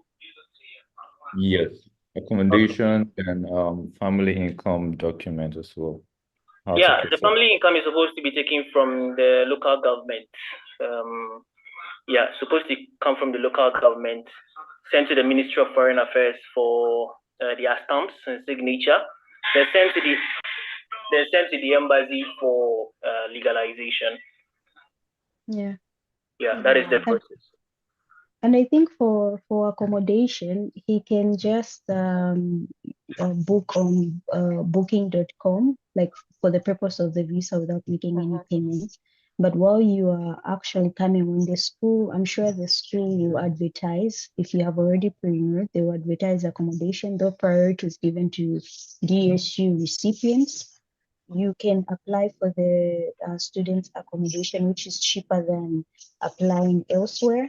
But if you want to find accommodation in the surroundings of the city or just in the city instead of in school, you can check on Subito or you can check on Idealista. Those are some of the websites that I personally use to find accommodation in Siena. Okay. Thank you. So before we take another question, we Okay, have Evelyn sorry, here. Anne. But Okay. he also is willing to link up with me, I can help him get accommodation only if he gets visa. That is not a problem. Ah, okay. So Caleb, yeah, you can link up with him. Thank All right, you. Sure, thank you so much. So before we move on to take other questions, we have Evelyn here. Evelyn, can you come on? Thank you so much for making the time to pop in. Everybody, can you hear me? Which Evelyn? Wait, no, I mean Evelyn KIRABO. Oh, okay. Yeah, Sorry, sorry. Yeah, we're going to call you. If you raise your hand, no problem, we're going to call you. But then, Evelyn KIRABO, are you I'm on here? time. Can you hear me? Yeah, I can. Thank you so much for coming on. We want to quickly hear you share your process, and then from you, we are going to let Evelyn come on. And also Andre, she's also going to come on and share her journey as well. So quickly, 10 minutes. We want to hear from you. What was your procedure? Yes, what was your procedure in coming in? Okay. My name is EVELYN KIRABO. I'm trying to figure out this video thing, so probably I'm going to come on in a few minutes. I am an international student. I come from Uganda, and I have been studying in Italy since 2022. I applied to study here, and the first time, I think my first year in Italy, I paid all my bills from the tuition fees and accommodation fees and everything, all the things, expenses you can ever think about when you move to a new country. I was using my personal savings. And then in my second year, which is right now we are doing internship, so we are soon graduating. I got an Ergo scholarship after some time. Now I usually, the kind of Ergo scholarship documentation for people from Uganda is quite different. And I don't know, can you see me now? Yeah, we can see. Yeah, we can see you. You Okay. not told us about your university. I did what? You didn't tell us about your university. Why are you studying that? Okay, I study in Bologna. I study at the University of Bologna. And right now we are doing internship. So in the Emilia-Romagna region, we can get scholarships. So right now we have scholarships for Ergo, and then I am studying on scholarship, but still Ergo scholarship just really supports you somehow, and you have to foot the other bills related to your stay here in Italy. I don't know what other specific things you talked about earlier before I came online, so probably you can guide me. Yeah, so quickly share with us your visa process. So someone coming from Uganda who want to get a guide on how to really go about it. So how was the process like for you? And then also being here and then requesting for the Ergo scholarship. How did you go about getting the documents? Okay, I have to apply for the visa process. Of course, you have to get the documentation that are coming from the university. I think they are called pre-enrollment documents. So the university usually sends them to the embassy. And when they're with the embassy, then you can initiate your process to start applying for the visa. And when they have that pre-enrollment document, then you can organize the other documents that they need. For example, your financial statement, which should have probably, I think, 540 euros per month. So if you're going to be like in Italy for 12 months, but it's usually 24 months, so you should multiply probably like 540 euros times 24 months. So that's the money that should be like on your financial statement. Then sometimes they ask you for documents that prove that you will go back to your home country after you study. So you look for something that really gives you like family ties back home. And then I think you usually have documents. So the Italian embassy usually asks us to have documents that are in English because our official language in Uganda is English. Then you can have the translated copies in Italian, and then you take them to the embassy. What usually happens is at the moment, there are very many visa rejections in Uganda for people who are coming from Burundi who are coming from Rwanda. I also talked to some girls who are coming from Kenya. And high numbers of rejections, I think, that are coming from the East African region. So what people are really doing is they try to, when they are rejected, they go back. For my case, I wasn't rejected. And the day I went for my visa interview, actually, I went late because I was supposed to take my visa interview in October, but I was very busy and a lot of things happening. So I did my visa interview in November, and then they gave me my visa after 1 week, and I came here. But what happens for the very many people that were rejected, they could keep on applying like over and over again. I think like for 4 times, 5 times, 6 times, whatever times, number of times, until you meet their specifications.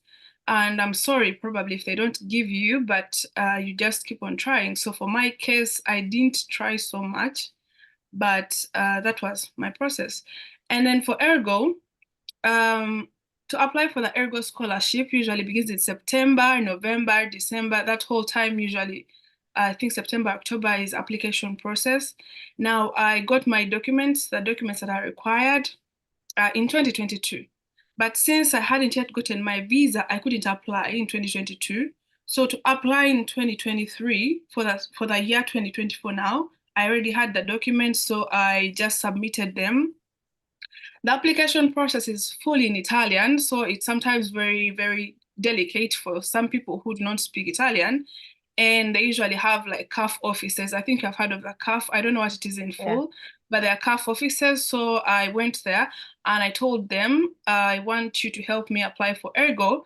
They asked me if I have the documents for people who come from Uganda, because our documents are not the same general documents that everyone has from Ergo. And then I submitted those documents to them. And then they filled in these forms for me, everything online. And it's like a paid service, but when you get the Ergo scholarship, Ergo pays them, so you don't have to pay.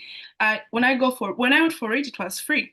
But then I noticed when my scholarship fees are coming in, they deducted those amounts of the CAF, like what the CAF did for me. And yeah, probably that is it. So I used documents that I'd already made when I was back home. I think it's different because you have to, if it's 2024, you're applying for a scholarship that's going to carry 2023, 2024, you have to provide documents for 2022. So I think it will be different for someone who is already in Italy and they're interested in the document. In the scholarship, they'll have to get information for the previous year. I don't know how they'll do it. I already had the documents here. So if you're already here, I don't really know how to guide you on how to get those documents. And if there are any people who are coming from East Africa, our countries usually are termed like poor developing countries. So we don't usually have like very stable systems that you go to maybe the financial office or the financial ministry or something of that sort to get documents. So in that case, they usually waive the kind of documents that we're supposed to submit. And for us, what we submit is usually a letter from the embassy. In my country, when I went to the embassy and I asked them, can you write for me a letter that my income is not this, because they ask you for some specific amount of income, or if you don't come from a prestigious royal family. And I wasn't coming from any of those. So I told the embassy, can you write me that letter?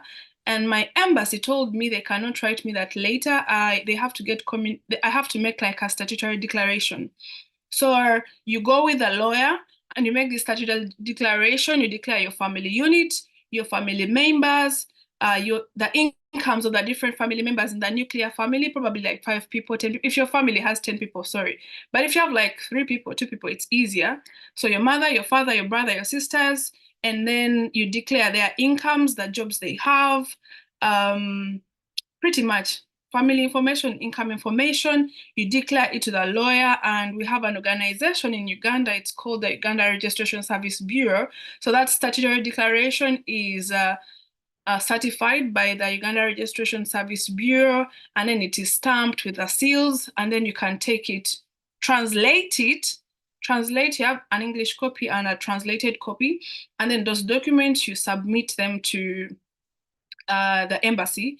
But before you go to the embassy, the Ministry of Foreign Affairs has to review them, because it's the organization that has like links for internally in Uganda and then also externally. So the Ministry of Foreign Affairs also has to stamp, but it can only stamp or certify them if the Registration Service Bureau certified, and then you take those copies, all of them, collect them and take them to the Italian embassy, and they draft for you a letter that is like, it was like 6 lines, just to say that maybe your income, I think my income was like 10,000 euros and 10,000 euros per year, because I just declared the few people who are working in my family, and were very few. So if your family has very many people who are working, most probably your income is going to shoot.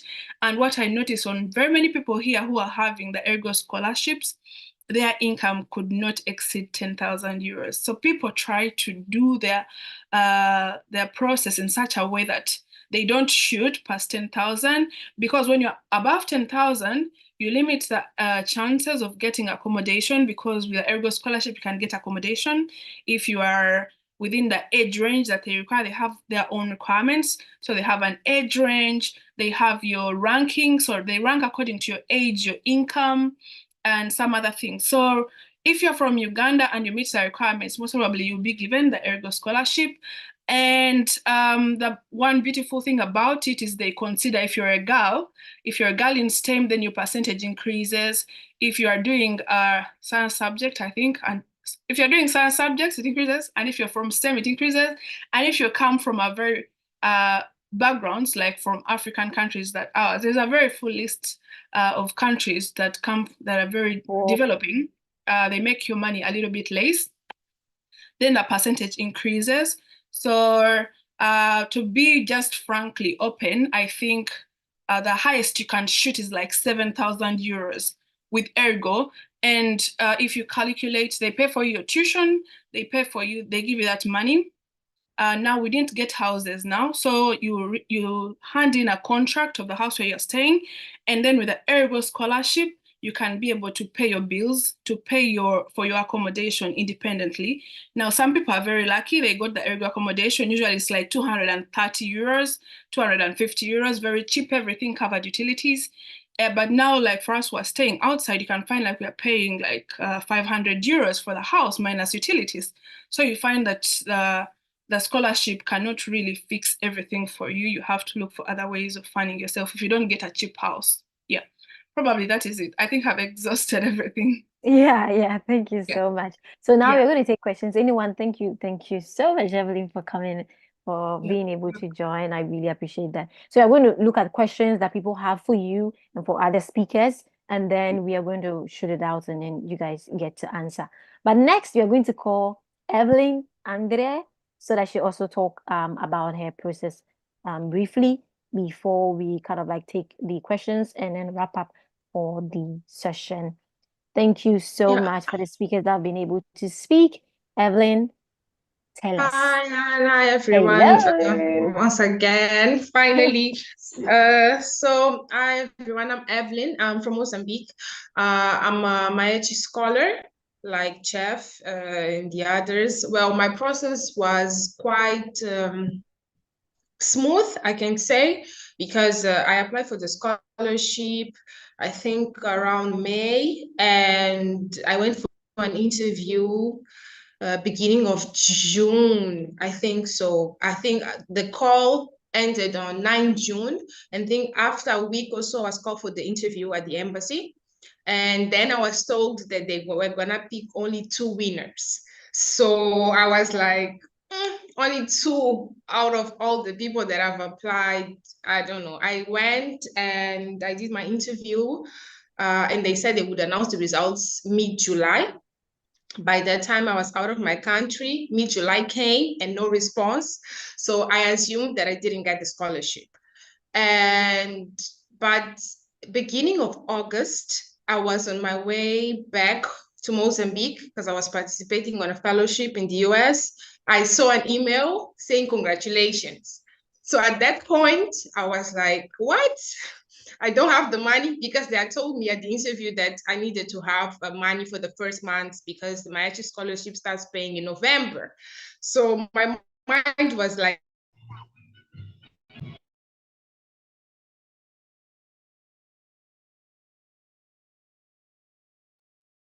Evelyn, we lost you.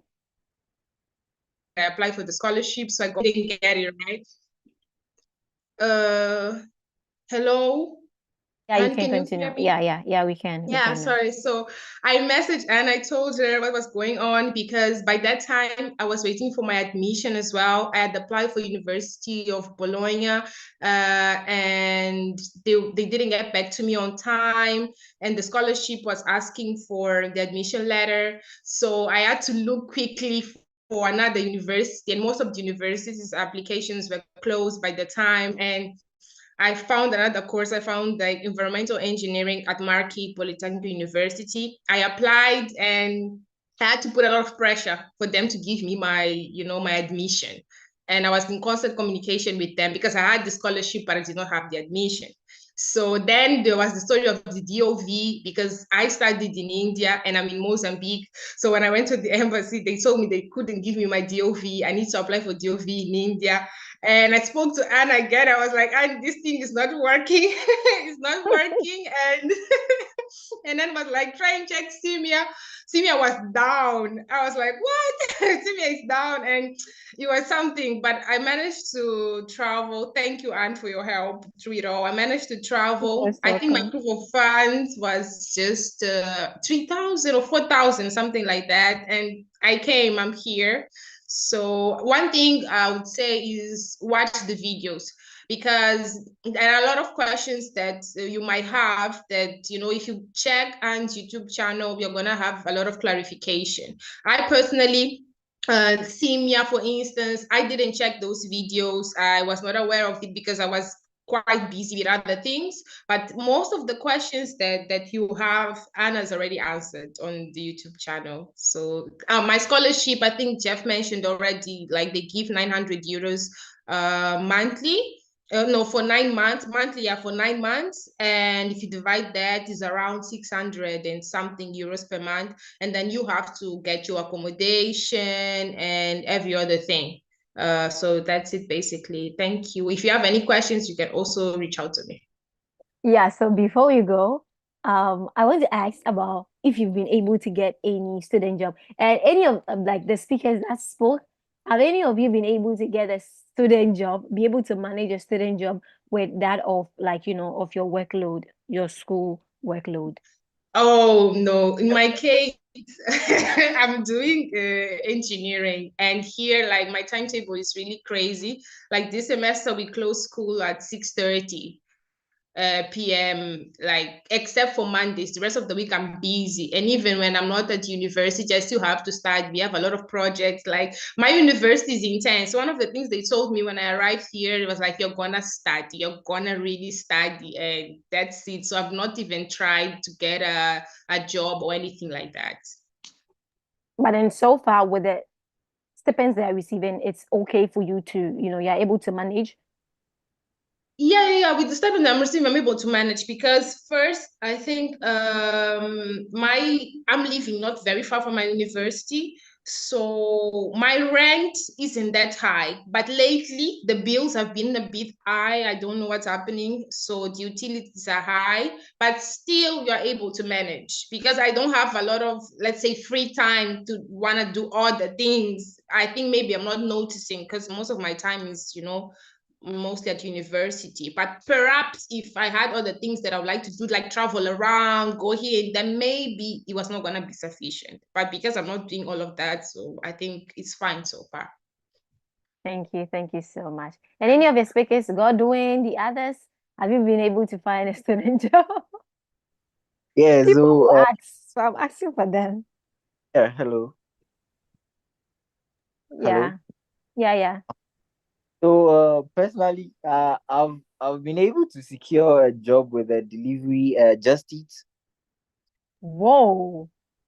So You already know your way around the city? Yeah. I use Google Maps and all that. So Ooh. at least you get some money, cool cash. I think I worked last month for like 2 weeks and they paid me like 400 euros plus. So Yeah. yeah, it's good if you are. It's money. Yeah, it's money. During lunchtime, during in the evening as well. It's a high season actually. 2 hours maybe for 4 times in a week. So Oh, okay. Thank you. What about the others? Oh, just as Evelyn said, it's same. I'm pursuing a master's in computer science. So like you have a lot of projects, a lot of code. So you wouldn't be able to balance school life and then work. So for me, I have not even started searching for jobs. Maybe sometime. Thank you. What about Godwin? Yeah, I'm not currently working, but I'm in the process of applying to jobs. Moreover, there is a call in the school, which is 200 hours, 150 hours that you can do student collaboration with the school. And I think you will be entitled to work in the library, the canteen, or any other place the school might assign you, and you'll be paid roughly 10 euros per hour. And I hope to be called for that as well. For that, okay. Yeah, they've Thank not you. given the results yet. Yet, okay. Thank you so much. Thank you. Yeah, so now it's just questions. And I can contribute for jobs. You can contribute. Yeah. Sorry. Yeah. So I study chemistry, to be precise, and I have done student jobs. One, there are jobs with restaurants where you can work on weekends. I used to work on Friday, I used to work on Saturday, I used to work on Sunday, and it is very tedious. Now, let me be honest. I used to work, I think, from 7 up to midnight and get a train back to Modena because I was not staying in Bologna. I used to work in Bologna. I get a train and then I go back to Bologna. So on Modena, then Saturday during the day, go to the library, study. Sunday, do the same, and then in the afternoon, go and work. In summer, we have openings for very many student jobs. I know Annie know about this very much so. Have jobs with very many restaurants. Now, Italy has very many hotels, very many restaurants, a lot of tourists. And in summer, I think I did a job in summer for 4 months, paid me intensively well. I think I was earning 1,800 euros. To me, it was very, very good money per month. And I did that from July, August, September, and a little bit, I think, a little bit of July, a little bit of October. And then we quit, because they usually open them, you go and work when it's tourist season in summer. Then after summer close, then you go back and do your studies and do your exams. And then when the semester is usually beginning in September and October, they open up for student jobs at the university, where you are allowed to work for 150 hours with the University of Bologna. We have applied for that, but they have so far they usually take in different batches. So now they have taken in, I think, Italian students to work in the libraries. And then last year, they took in very many students to work in different laboratories and support the laboratory activities. And with the University of Bologna, it pays you 8 euros per hour. And then also, we have jobs that we usually take on. Forgive me, like sometimes when you come out here, you have to really do your best. I've seen students who do delivery work, whether you're a girl, whether you're a boy, they do delivery work with bicycles. I think, what's the name of that organization which allows people to do delivery? Just Eat. The other ones as well. There's Deliveroo, there's Just Eat. There are There very are many loads delivery of them. I'm jobs. telling you. Just get an electric bike and then the big bag that warms the food, and then you drive around and I've seen girls do it. It's very hectic. Usually it's people from, I think, India, Pakistan, usually guys, and Italians. Guys are usually good at it. But us, girls, it's typically hard, but girls also do it. When you come here and you don't have money to pay your bills, you will get that bike and ride it and pay your bills. So you have to toughen up. I'm sorry if you don't have a scholarship, you have to toughen up and see your way throughout here. And if there are any students there out there who are thinking like, oh, I cannot do this, please, you can. And I'm done. Thank you. It's true. I know, Evelyn, you've explored several student jobs, and thank you so much for sharing that with us, because that's actually true. People, student job is something that every African student I've thought about, they're like, can I be able to wear? It's going to be able to. It's going to be able Sorry, to can talk I about say that. something? Yeah. Okay, as what's the name of this lady? The lady in environmental engineering said, engineering is very difficult. And I think that personally, when I got here too, I think that the embassy knows the Italian system, the educational system, because the educational system is rigorous. I don't know, in Nigeria, I thought it was very crazy, but when I got here, it was very difficult. So combining a job, it's really difficult. And I think that for me, in my opinion, if you're on scholarship, if you get the regional scholarship, try your possible best to get it. If you can't get the university scholarship, I think summer is best. And I advise people, if you know you want to work in summer, try as much as possible to clear your exams as soon as possible, so that as I've forgotten her name, she said you can start in July and also renew your regional scholarship for the next session. Thank you so much. Yeah, that's actually true. There are some programs that are very, very, very, very demanding. So, as she's saying, you have to cut your coat according to your size. So you clear all your exams, and then summer you can work full time. That one, no one cares. You can work as much as you want, 40 hours, whichever hours you want to work. As long as it's vacation, nobody cares. Hello, Anne. Yeah. Okay, so as mentioned, because of the exam structure, before you, those of us on the regional scholarship, before you receive the second portion of your money, you need to have 20 CFU, and then before you renew the scholarship in the second year, you need to have 30 CFU. So roughly, aside the jobs that we will seriously be looking out for, the academic aspects which will gain or give us the opportunity to be on the scholarship once again must be looked up to. But if you wish to just change your study route to work route, it's also another process. You watch videos about that on Anne's platform. Thank you. Thank you, thank you, thank you. So now we're going to go through the questions and then ask the speakers. But then I have a question here from Benjamin on YouTube. Mildred, I don't know, you can go through the chat as well and ask the speakers some of the questions. And some I can see some of the speakers are also directly answering the questions as well. So thank you guys for doing that. But then Benjamin is asking that they want to see me. They're asking how can they get in touch with you? Do you want to share any details where they can exactly, you said on they can get in touch with you on you mentioned a platform. Can you give us your details so that they can reach out to you there? Yeah, they can just search for my name on LinkedIn. Yeah, LinkedIn. Yeah, you mentioned. Okay. So give us the details. My name is as written on the screen. On the screen. It's already there.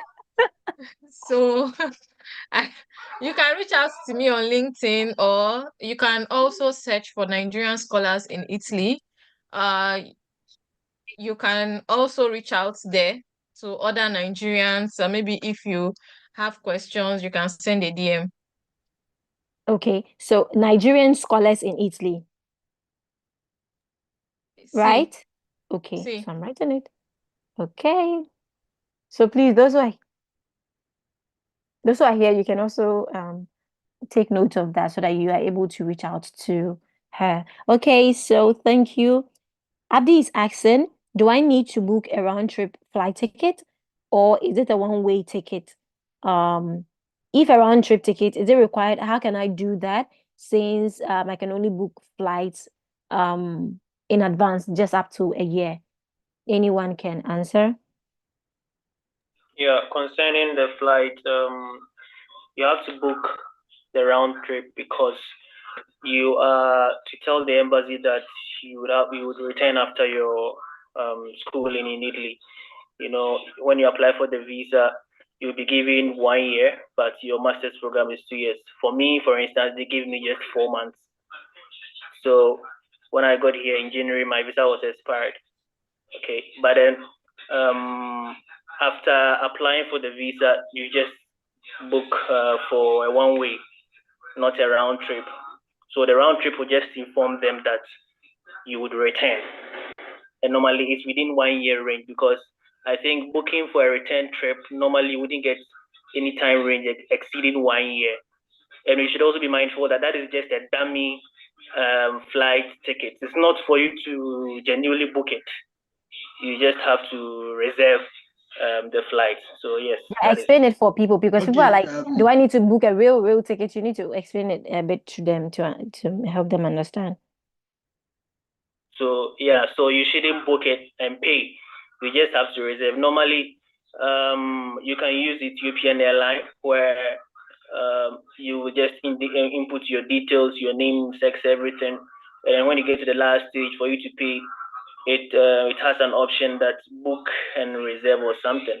So you just have to reserve it, and it will come into your email. Normally, I advise that you wait till the last stage, and you can just use the Ethiopian airline app to do that.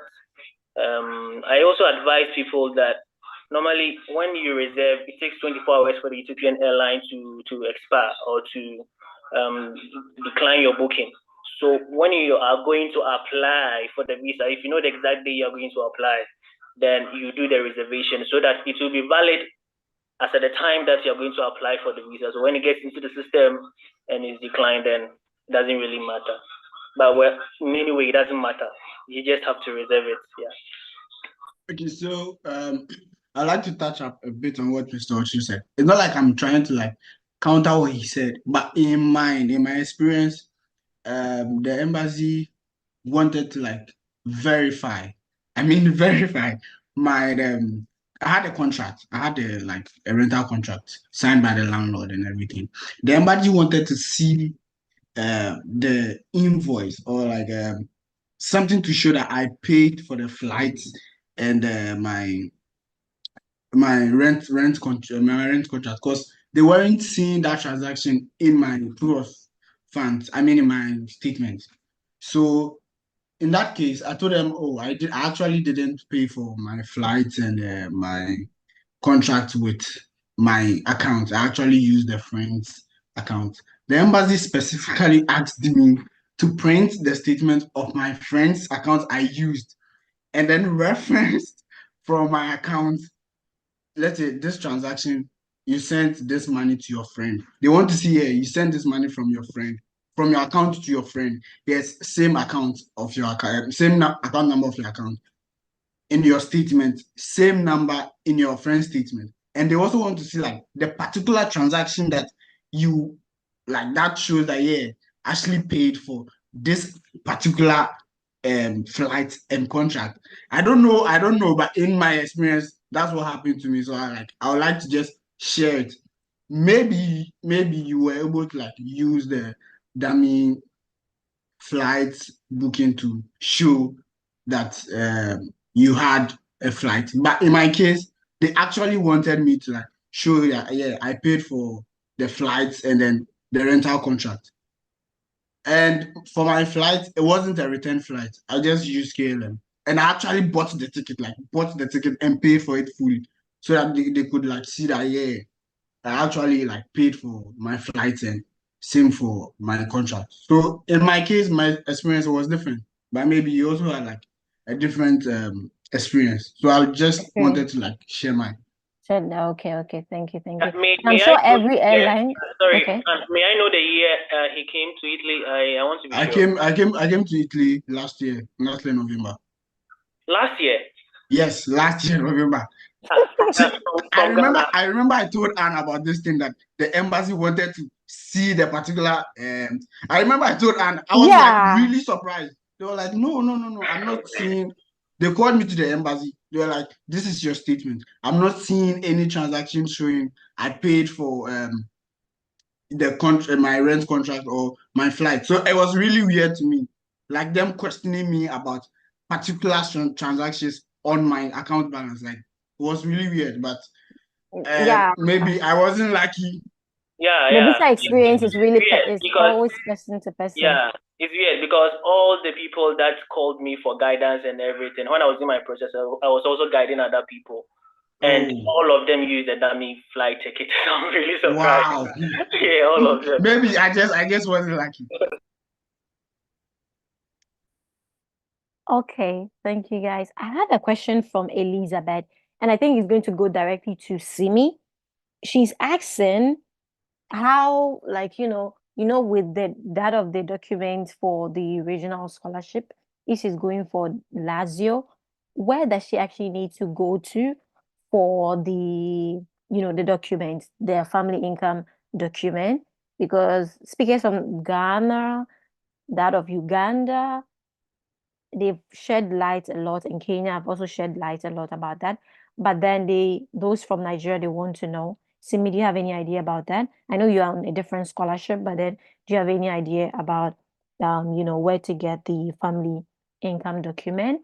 For the Lazio scholarship, Lazio Disco, I don't know if that's what it's called. Yeah. They are supposed to go to the High Court. So for every region, for those of us that we are Nigerians, it differs. So sometimes it's better to read the call of the scholarship, because for my Exactly, region, it has its own peculiarity too. No, okay. Simi, we can hear you. Can you hear me? Yeah, we can hear you now. I said that for my region, it has it's different. For Campania, for example, I don't know. I think for other regions, once you don't maybe legalize at the embassy, I think you lose the scholarship. And for example, if you also don't get your visa early to come for the legalization of the documents and do the ISE, is it parificato and all those things, you also lose the scholarship once the deadline is off. But in my region, it does not work that way. Even people resume in March and get the score and still get paid. Wow. That's good to know. That's good to know. So those who are listening, maybe you didn't join in early. Simi is in Palermo. So yeah, she also left her details for you to be able to reach out Not to in her. Palermo, I'm in Salerno. Salerno, sorry. Simi is in Salerno, and you can reach out to her for to ask questions or anything if you need guidance about anything. And I'm sure she'll be glad to assist you. Thank you, Simi. Thank you so much. Mildred, can you look at some of the questions from the chat so that we can kind of like wrap it up? Okay, we have a question from Oku. Mildred, I'm sorry. Nana is asking, my dad is late, okay? He has a proof of that as well. But then his boss is ready to give him a bank statement which is 100% accurate. I want to make documents which shows my boss is my sorry guys. I want to make documents which shows my boss is my father's brother who succeeded him after his death. Is it possible to pass through? What's guys? I'm traumatized. I'm reading a question. He had sent me a message via mail, and I asked him to contact me, and then I'll guide him. But with what he's saying, he means that he wants to use someone outside the scope of the laws of Italy concerning those who can sponsor a student. Now, first of all, it wouldn't work. It is not applicable in the sense that it's supposed to be your mom, your dad, or yourself. Last year, I guided someone. No, I didn't even guide him. He had a pre-rejection, and he called me, and we had to find a way out. But then, what his situation was that he used the brother to do the sponsorship, and then The brother was very, very rich. I think he was working with the Guinness, the brewery, and he has a lot of money, a huge balance. And he did the application indicating that his dad is no more. His brother has been taking care of the family and himself, but then the embassy gave him a pre-rejection. So it means that regardless of however that you make it, if your sponsors are not your mom or your dad, it doesn't work. Now, my suggestion and my advice is that in any way, if you want to apply and you are in such a situation, it is prudent that you make it as if you are the one sponsoring yourself. The money can be given to you for you to sponsor yourself. But the process must be very logical in the sense that now the Italian embassy doesn't allow or accept lump sum deposits. Even if at some point the lump sum is coming from your dad or your mom, you should still prove with a lot of documents to show that your mom or your dad is having a sustainable source of income, and that is why they have given you that money. Because if, for instance, just out of nowhere, your mom or your dad sent you 50,000 euros, assuming, into your account, there is a red flag, because where did they get that money from? So even with the parent situation, it's kind of dicey. With everything that you do, you have to prove to them. That is what I've learned about the embassy. You should send documentation to them. You shouldn't leave any gaps. So if you're having such a situation, I advise that you do it as a self-sponsorship, and then you can also claim to be a business person, proven with lots of documents. And in this case, I think we can't talk much about such processes. So if you are in such a situation, you can contact me privately, and then maybe you can find a way out.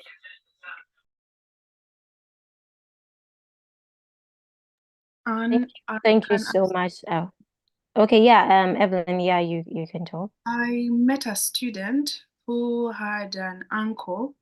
I don't know, he didn't explain so much about his parents though. And he had his uncle, and his uncle was sponsoring him. I think he was coming from either Ethiopia or Somalia, I don't remember. And what he did is they made a memorandum of understanding. So in this memorandum of understanding, the person declared their relations with this individual, and after declaring their relations, they affirmed that they're going to do the sponsorship for them. And then they did it, I think, by the law, and he was given a visa with the MOU. I don't have specific details about that gentleman again, but I met him at the embassy when I was applying. Yeah. Oh, okay. Thank you so much. And I know a couple of people have issues with the embassy's guideline regarding who can sponsor, especially in Ghana. I don't know, Simi can tell us how it actually really works in Nigeria. But then in Ghana, Okay, yeah, it works the same way, but I wanted to say something because when cases like this occur, I like to be logical, and I like to tell people, put yourself in the situation of the visa officer. One of the things that, especially while as Mr. Okere said, why they prefer your parents is that your parents can really not leave you hanging in the wind. Exactly. And number two is that this uncle or brother, or I don't know, whoever you want to use has other responsibilities. You are not his main priority. That is just like what I want to say. I am my parents' main priority. You are not your uncle or your brother's main priority, especially if the person already has a family, no matter how rich the person is. His kids or his wife, I don't know, whatever composition of his family, that is the main priority. So the embassy looks from this angle. If I call my uncle and say, oh, I need 1,000 euros, if he has a personal emergency to attend to, maybe his family, he won't give it to me. That's just a simple scenario. Thank you. Yeah, that's actually really true. What Simi is saying is actually like very, very, very, very true. And, just like what you said, if the person can transfer it to you over, an amount of time, and then you have a way to really show correct transactions, then you're good to go, because your brother can wake up today and he can say he can no longer sponsor you. You cannot force him. For your mother, your father, by law, they are supposed to sponsor you. You get it? And then one other thing I wanted to put across, because there was actually someone who had made mention of that, because the person also had the same issue. The person went to the embassy. If your brother is sponsoring you, I think these are also some of the situations why people get their pre-rejection. The embassy wants to see your proof of funds should be 6,000 euros, an example. And then your brother is the one sponsoring you. And then your brother has an account that is showing exactly 6,000 euros. Please, let's ask ourselves. So you mean your brother is using his whole money to sponsor you? Everything that he has to sponsor you. What amount of money does he have to take care of himself? And that is actually what has gotten so many people to get free rejection. So if someone is sponsoring you, even with your parents, most of the time it's advisable for the person to have at least, if not more than the amount that is required. If it's someone externally, then probably the person should have twice the amount that is required, to show that can be something you can use as a base. Oh, this person is actually willing because the person has enough to really sponsor me. So even with your parents, that is something you should really look out for, because so many people actually got the rejection, and then the embassy was like, you mean this person is using this whole amount to sponsor you, and what are they left to take care of themselves and then their family? So yeah, that's just what I wanted to put across. And every year, the Ministry of Universities and Research announces there's like a document that a notice that says the required amount for Different every year. guidelines. So Yeah. you can just Yeah. So as of last year, we are sure this year there's going to be updated, guidelines. yeah. Yeah. This year is the same as last year actually. I will send like an extract of it, because this year it is not available in English but in Italian. But I have a translated part of the important parts, which is how to get the study visa. And I think what they highlighted about the parents is still written in bold, or will I say in acrylic. So I would try to put it on the chat box for people to also read. Thank you. Okay. Thank you. That would be so good. Yeah, we speaking. Okay. So I Godwin. think Okay. people have been getting this confusion about either to get that ×2 of the 6,000 euros for the proof of fund. Basically, I think the ministry has stated the basic minimum that you should have in your account before you put in your application. That minimum is just there to give you a caveat on what exactly you should have. If you have more than that in the account, it's a plus, but just don't go below that. So there is a document that specifies per annum. So when we hear per annum, I think it means every year you should have an amount equivalent to that. So people get it confused. Either they should get 12,000 or 6,000 in their account before they go in for the application. In my basic advice, I would say that you should work towards the 12,000 to assure the embassy that you can afford your education. But if for any reason you are not able to meet that 12,000, with the minimum they require from you, you should get it before you put in your application, and I think you add a prayer. Yeah. And I also agree with what Godwin is saying. You can provide, like, let's say the 12,000, you work towards the 12,000 euros. But let's say in a case you don't have the 12,000 euros, you have to prove to the embassy that I can get the money. Even though I don't have the money now, I can get the money as I go, like as I progress. Because with the study permit, we do it every year. So it's not like you would need to hoard the money. Even if you don't get it, try as much to prove to the embassy that yes, I can get the money. although I have just maybe a year or a little bit above a year's like expense. Thank you so much. Thank you so much. So, Mildred, are there other questions in the chat? Yeah, I think earlier on, a couple of people raised their hands. Finally, we'll take a few more questions and then we'll wrap it up. Thank you guys so much for coming on. Thank you, Simi. Thank you, Jeff. Thank you, Audrey. Thank you, Evelyn. Thank you so much. Thank you so much. Thank you to my two Evelyns. Thank you.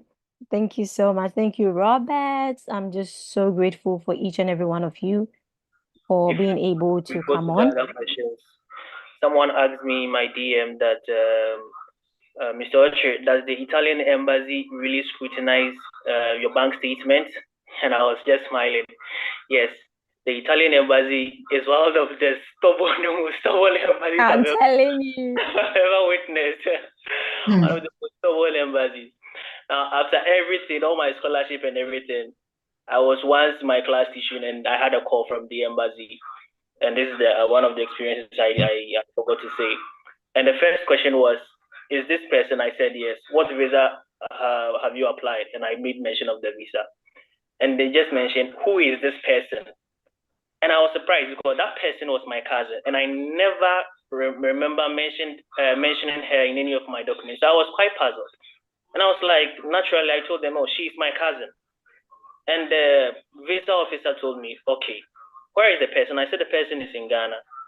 And the visa, it was a lady. She said, okay, you have made a payment on behalf of this person of an amount of like 3,000 euros equivalent. Why? And I was like, wow, because I had made the payment for my cousin to a UK university like a month or two ago. All right, so it appears that the embassy, the visa officers they don't just look at the bank statement, they read the bank statement. They read it. So you can't just pick up any bank statement and go and show it to them that this is my source of funds, and so give me the visa. It is not applicable. So please, we must be very careful with the bank statement we send to the Italian embassy. Oh yeah, Audrey, what Audrey is saying is very true. Sorry to cut you, actually. Like what he said now, it made me remember. Also, the Italian embassy, because in Nigeria, when they do your legalization, they always have this pencil that they hold in their hands. If you do proof of funds, a shy for Nigerians, forget it. They would know. They would check every single page, even if you submit an encyclopedia to them. And if your bank statement is fake, just know that, I don't know, Nigerians will say, background. I don't know. Just know that your documents will be forwarded to is it anti-fraud or I don't know, crime units of whatever country. So don't try the Italian embassy, because a lot of people used to say, will they check? They will check every single thing. Everything. Oh, and you know when Simi said this, I've been to for my visa, my second time I was applying for the visa, I went to the embassy for like 4 times. I think on the 10th time, they put my statement in front of me, and then they had a highlighter. I saw in my statement, I was seeing some green lines. Then they asked me, I've seen this 3,000 account. The person who deposited is Adorable Ashley. Who's Adorable Ashley? I said, my sister.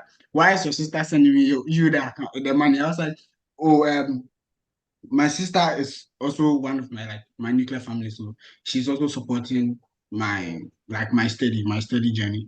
At that time, I was also working, so you could see I was being paid into that same account. But they were like, "Oh, why is my sister supporting me?" And I was like, "She's my sister, so she's helping me embark on my educational journey."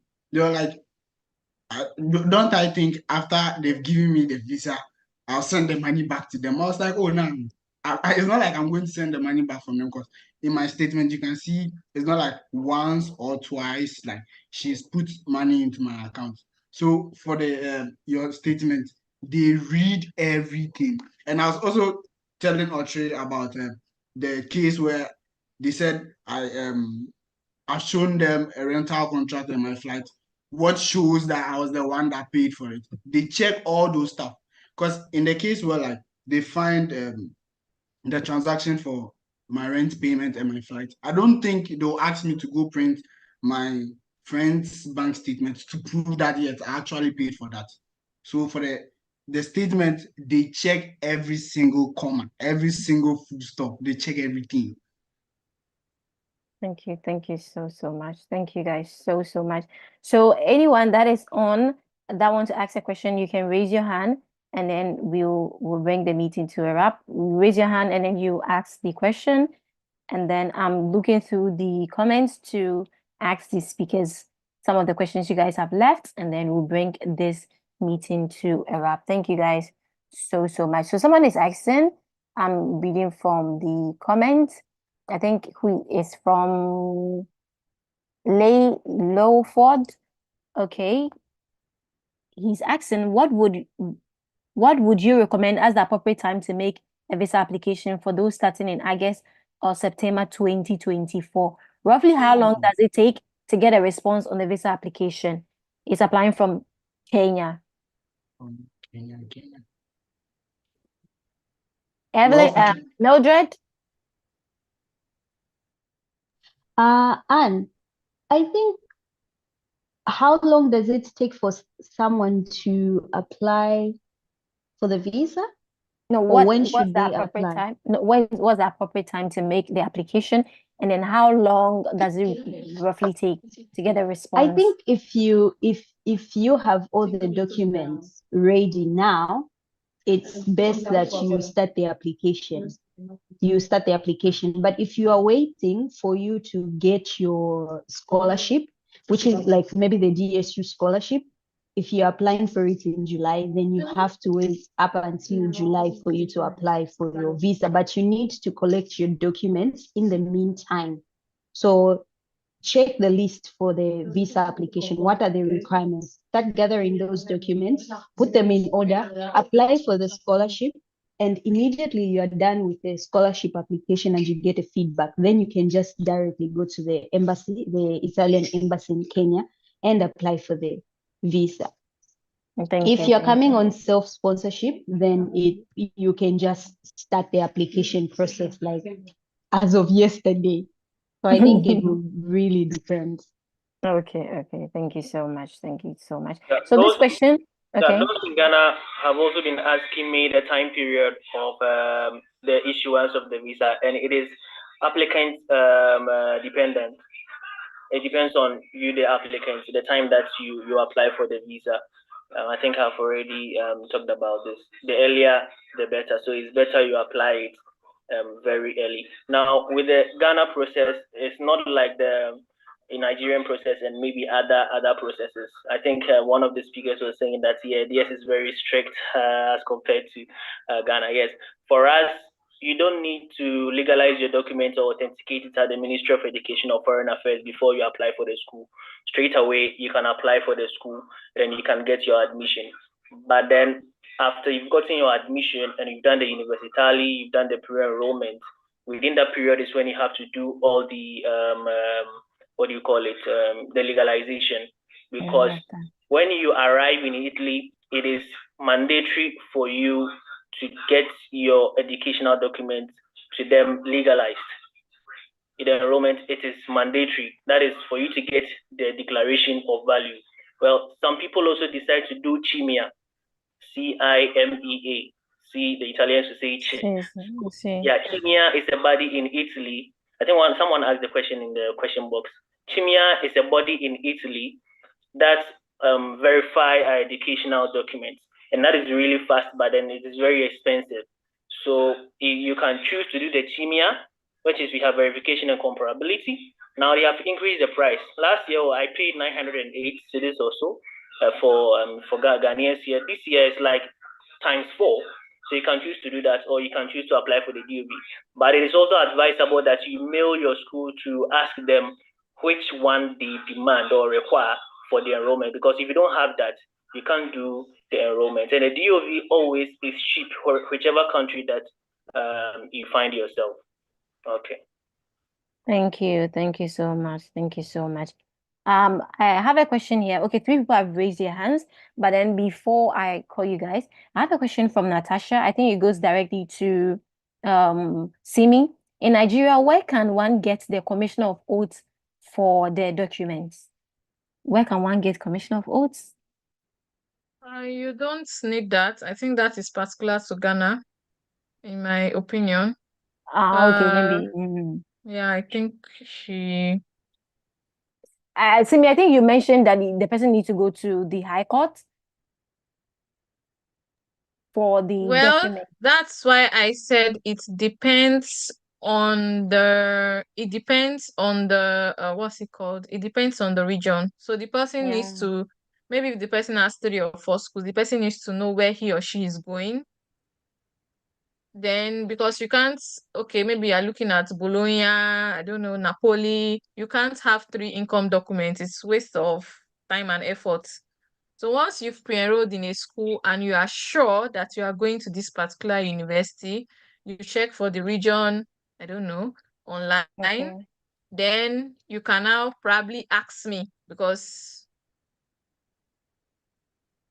maybe the question has to be direct. Direct. More Okay. direct. Okay. Yeah. Okay. Okay. Okay. I get that. Okay. So while how do I make a reservation now? Hydro, yeah, you can open your mic and speak.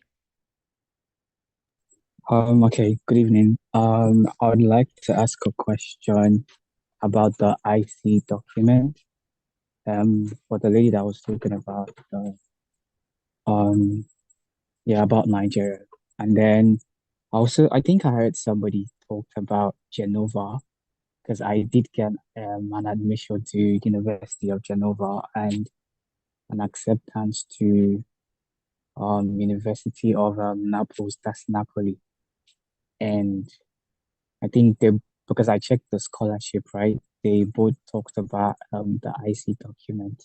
And then I wanted to ask, would I need to authenticate the document from the I-Court or just keep it, because I plan on applying for the regional scholarship? Any idea about that? I would really appreciate that. And then is it possible for one to include the regional scholarship as your as part of your POF for the visa application? And I also wanted to ask, I do have uncles in Italy, so I wanted to know if one can also fill them in for sponsorship. That's for Nigeria still. Yeah, thank you very much. Okay, welcome. I maybe I may be sloppy, but I think the first question you asked was regarding what again? Sorry. I asked the question about the IC the IC stuff for the regional scholarship. That's why I document. said it depends on the region. So now that you have 2 admissions in Genoa and Napoli, you need to know which one you want to choose. And number 2, you cannot mention the regional scholarship as a proof of fund. Don't do it. Don't even try it. Don't even take the regional scholarship document, the income document, near the embassy. Personally, I tell Nigerians or people that if you are tempted, put it in your box. If you know that maybe you will forget, that's what I did during my time. My ISA documents, I put it inside a drawer in my house. Or you don't do it at all till maybe you are ready to apply for the regional scholarship or when the call is out. Because any mistake you mention, because you are trying to tell the embassy that, oh, I'm poor, I'm rich. So who will they believe? Like, I don't know, someone also said that earlier. So you need to be very careful. In as much as you want to apply, you need to, like the Bible says, there's time for everything. Thank you so I much. hope I answered your question well. Yeah, and then I think the next question is would one need to authenticate the documents from the High Court?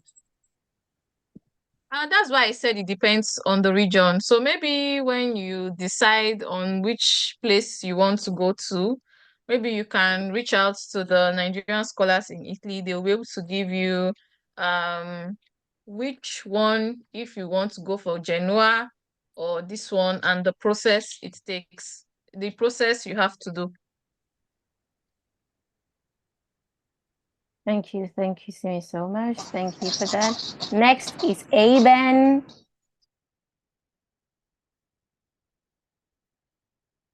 Aben.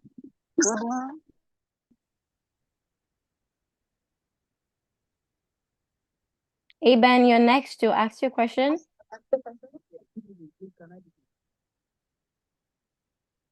Natasha, come up and speak. Aben is not speaking, so Natasha, you can Hello, speak. can you hear me? Yeah, we can. Yeah, please can you hear me? Yeah. Okay, so I think most of the questions I want to ask has been answered, but I still need more clarification. With regards to the proof of funds. So I've lost my dad, okay, and personally I'm not also working. Since I completed, I'm not working, I'm not doing anything. So how do I go about with the proof of funds? And is there any way, or apart from my mom and my dad, nothing else can be done? The reason I'm asking is if I want to, place the amount of money needed for the proof of funds in my account, since I'm not working, won't the embassy, try to find out how I had that money in my account? I want to know if there is any suggestion on that or anyone has an answer to that. Thank you very much.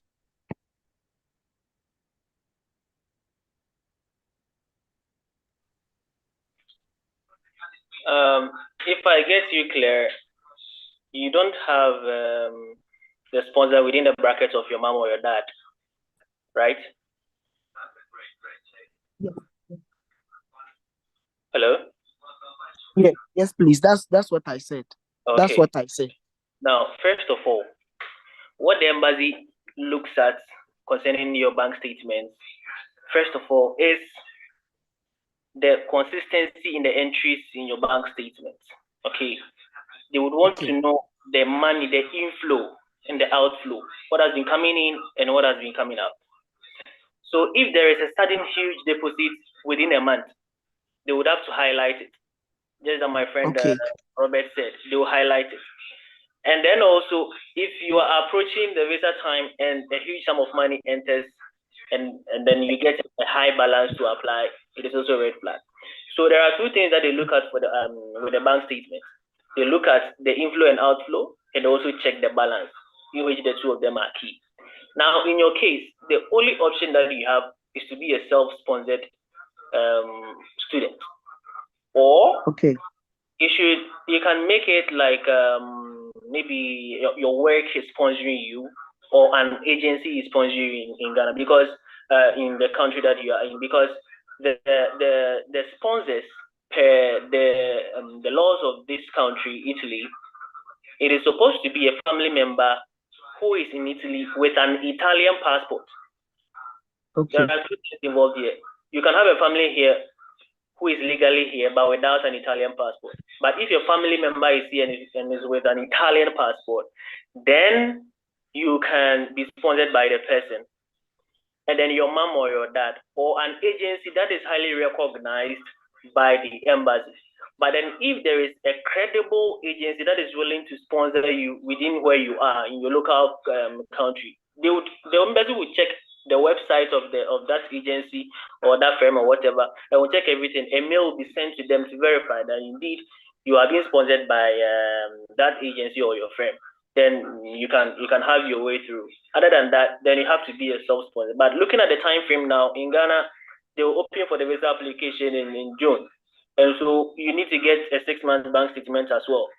At what point in time are you going to build your account in order to get the required inflow and then outflow, and then even subsequently to get the balance. It is going to be quite hectic for you.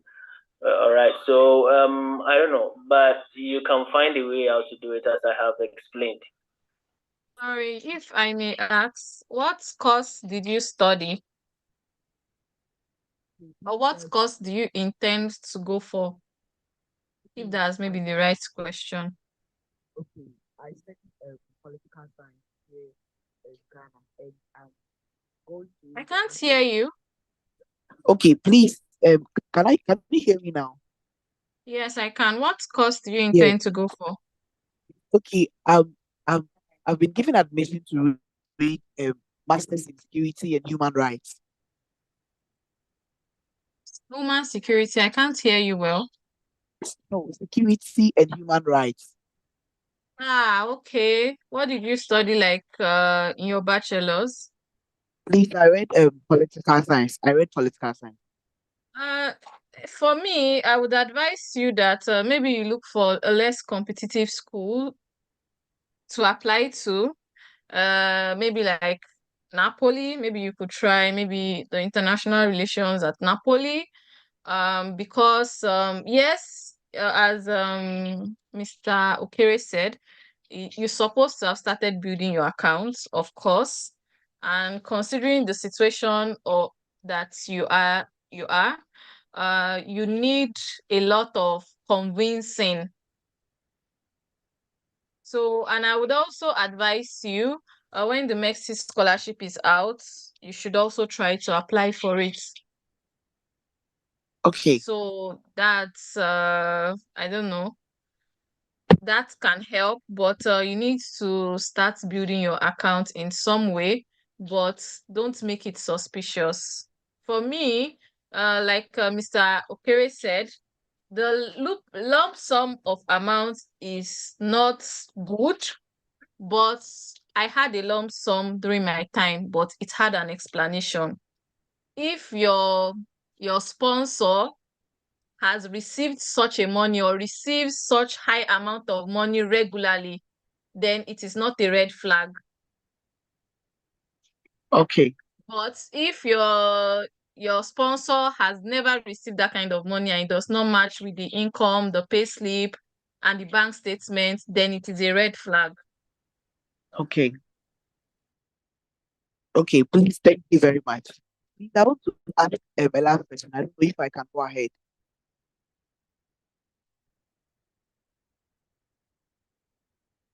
Yeah, go ahead. Okay, sir, please, I'm asking, must you have the same surname with the person? Let's say someone wants to sponsor you. Let's say, must you have the same surname with the person sponsoring you? I mean, in the case of your dad, must he bear the same surname? Or what? The reason I'm asking that is, I want to know, can't any other person sponsor you where the person will appear as though he's your dad? I'm only asking. I want to find out. No, it's not admissible. It's not admissible. Even if the person is having all the names that you have, it's not admissible. For me, I know it's not admissible in most of the countries, even in Nigeria, because I'm part of most of the Nigerian groups on WhatsApp and on Telegram, and most of them had rejections last year. So it's not admissible. It's supposed to be you, an agency, your mom or your dad. Basta. Okay. And Thank you actually, so much. with the agency, it depends on the Italian diplomatic representation in your country. If the embassy doesn't deem it reliable, there's nothing you can do about it. Because it says in the circular, the one SIMI sent into the group, it says specifically in it, if the Italian diplomatic mission doesn't deem it reliable, then there's nothing you can do. Okay. Okay, thank you so much. Yeah, so next, Natasha. Thank you, Ivan. Next, Natasha. Hello, good evening. Good evening. Okay, my name is Natasha, and I have some quick questions. One is with the sponsorship. Okay, so my question is, um, My mom doesn't bear the same surname as mine because she's divorced and she's married to someone else. So, which would be advisable? Is it advisable for me to say I'm sponsoring myself or she's the one sponsoring me? That's one. Second is on the declaration of value. Okay, so I'm planning to apply to the University of Uganda, and I checked the site and I saw that part of the requirement is I have to have DOV or SIMI. So I want to ask, do I need to submit that when I am applying for the admission or after I've been given an admission to the school?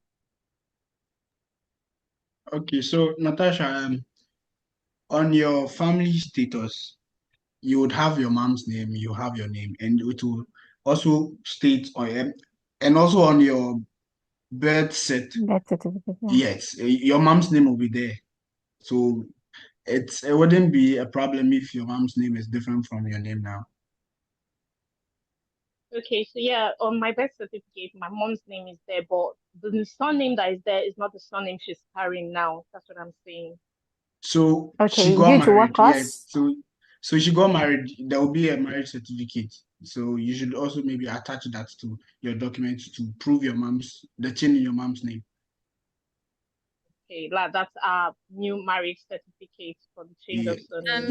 Yeah. Sorry, I also want to say something because I don't know, maybe in Ghana it is done, but when we apply for visa in Nigeria, there's always like a letter of sponsorship. Your mom, this letter of sponsorship is there for a purpose. Your mom should explain herself in details. Oh, this year in 2012, I got married to so person. This is my child from this, so that they would know, because there's no interview except they have few clarifications when they call you. Yeah, and then with regards to that, the name issue, I guided someone last year, and the person is having the family here, one of the parents, and the parent had remarried, and so the name that parent is using is different from what is on the applicant's birth certificate. And so I had to, they have a translation agency here or something. So he gave me a document bearing the change of name in Italian, and then the birth certificate was added to it. So the thing is that every document that links to the change of name must be added, because they will look at it to get to know their understanding. You don't have the opportunity. For us in Ghana here, you don't go for an interview. It's just straight application. So it is the linked documents that will explain things better to the visa officer to know why the change of name. Okay, thank you. Thank Okay, you. what if I want to sponsor myself? If I say I'm going to be sponsoring myself, the bank statement which I will be using to apply for my visa, which I'll be submitting, I want to understand the inflow and the outflow aspect of the funds. Does it mean that because my mom sends me money into the same account every month, there's a huge sum of amount that is being sent into my account. Does it mean that she can't send let me say like the 12,000 euros once into my account, or she has to send it bit by bit every month?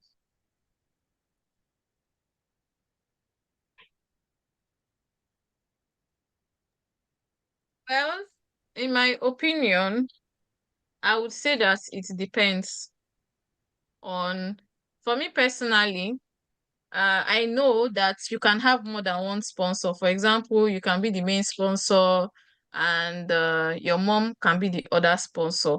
It's possible. And it depends on the transaction your mom has been making. Your mom can send you the money and say support for education. It's a lump sum, but it is explainable. But it is advisable not to have that in your account.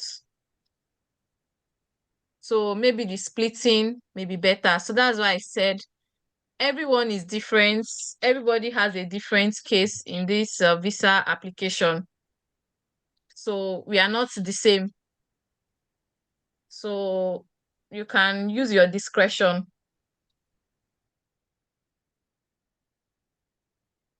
Thank you. All right, Thank you thank you so very much. much. Yeah, So my that's last that's question is good. just about the DOV, the declaration of value.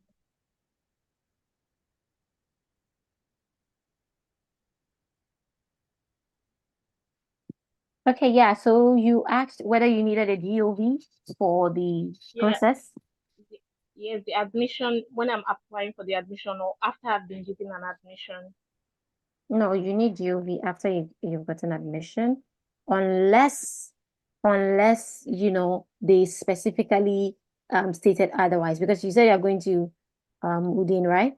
Yes. Yeah, unless they are stated specifically different, because some universities do have different guidelines.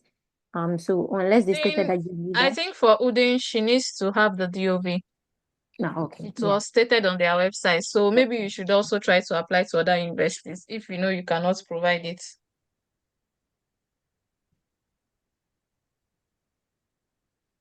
Okay, thank you very much. Oh, okay, thank you, thank you, thank you. Okay, so Kelvin is asking, is it possible to do legalization in one country and apply for visa in another country? That is if you studied in the country. So that's what you guys need to know. An example, who mentioned that? Evelyn, Andrea mentioned that. Yeah, if you had, or I think someone had mentioned that if you are studied in a different country and then maybe you are in Nigeria, but then you're studying in Ghana or you're studying in the UK, you cannot process your legalization DOV in Nigeria where you're currently at. You have to take your document to the country where you got your education, because it is only the Italian embassy in that country that can give you the evaluation of the certificate to that of the Italian one. So you have to take it there, you do legalization there, authentication, and then you do DOV there as well. Then you request for visa from wherever you are. So you request for the visa in Nigeria if you are in Nigeria. That is a very confusing process to a lot of people, but then you don't always have to worry. You just have to email the embassy in the country that you studied at, okay? And they just give you guidelines on how to actually go about that. Aside from that, so you can also email the authorities there and ask them for guidelines about how to actually go about that. Yeah, so that is it. The next person, Danielle.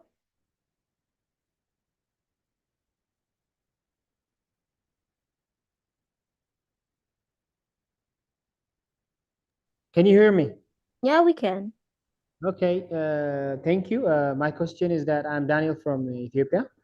I have a master's degree in MBA, and is it possible to have another master's degree, second master's degree in Italy? This is my first question, because I spend much of my time, almost about 10 years in work, so I want to apply for another master's degree. So is it possible? This is my first question. And second is that what about the commissioner of oaths in Ethiopia? How does it works, the commissioner of oaths in Ethiopia? How is it? And my third question is that what about English proficiency? English proficiency. I have a Duolingo English test, so does it have effect in Italy? So these are my three questions. Thank you. Okay, so thank you. You finished your master's and you finished your bachelor's 10 years ago, right? But then you have a different master's and then you are going for a different master's. From what I've seen, I remember there was a student that had the same issue. I think hers was way back, but then she also had another master's.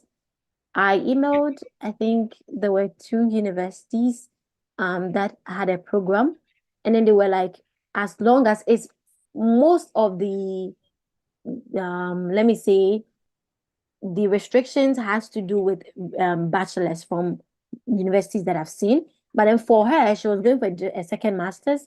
I emailed them. They were like, there was no, I think it was Trento and one other university. They were like, there was no problem with that. So basically, if I will always suggest to you, you can reach out to them. You go to the specific department that is offering your program. You email them. I sent the like details of the student. He graduated this year, that year, he got a master's this year, and he applied for the program. They were like, yeah, why not? As long as she meet the requirements regarding grades and everything, she can apply. So that is what I did for that particular student. So yeah, you can also do same, and I don't think that will particularly be a problem. Then on your next question, Commissioner of Oaths, I think that's the thing in Ghana. I don't know if the same is in Ethiopia. What process do you want to do that you need the Commissioner of Oaths? Probably if you say that, someone from Ethiopia can answer directly which authority you have to go to. Because an example, those of us from Ghana, maybe they went to the Commissioner of Oaths. It doesn't mean necessarily you need to go to the Commissioner of Oaths for the same process that they did.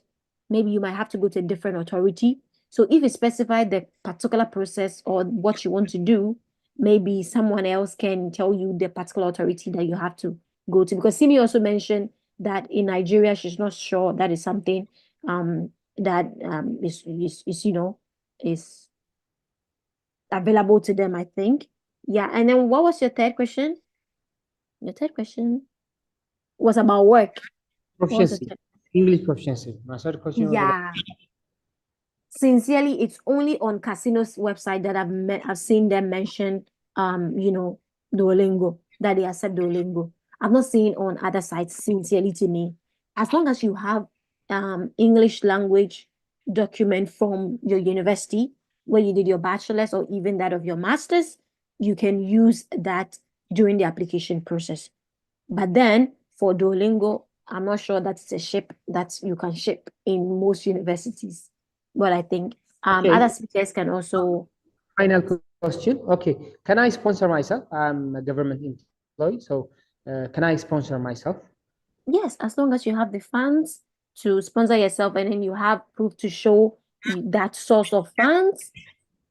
You have to show your employment letter and then also all other details that the embassy is going to require. As long as you have that available, you can sponsor yourself. Okay, thank you. You're most welcome. We have next Ade Daniel. Ade Daniel.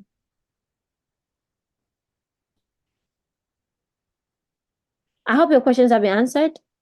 Yeah. Yeah, okay. Daniel, you're next.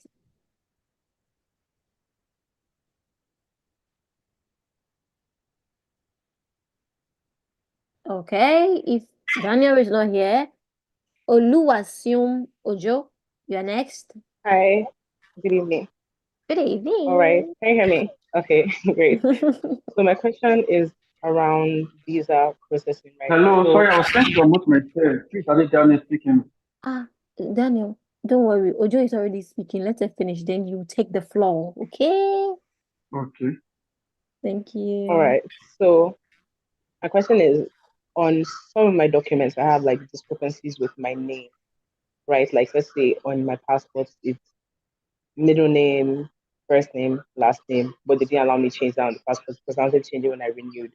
So which is different from my birth certificate. And on my school certificate, they left out the middle name, right? Because I already have an admission, but I'm wondering about visa process.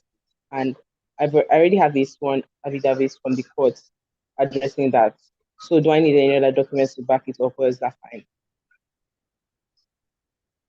Simi, would you want to answer that? Okay.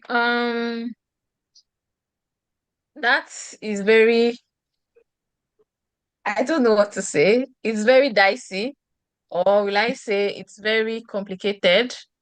Maybe you should reach out to the embassy, maybe with another email to maybe have clarification on this matter, because according to some people, the embassy does not collect affidavits anymore.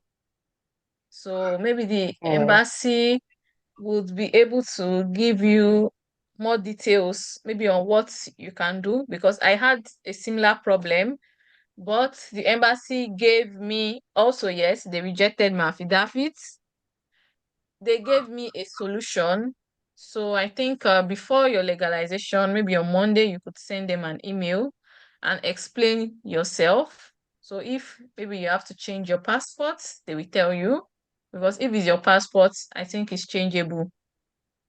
But if it's like your All right. academic certificates, like mine, which it's not changeable.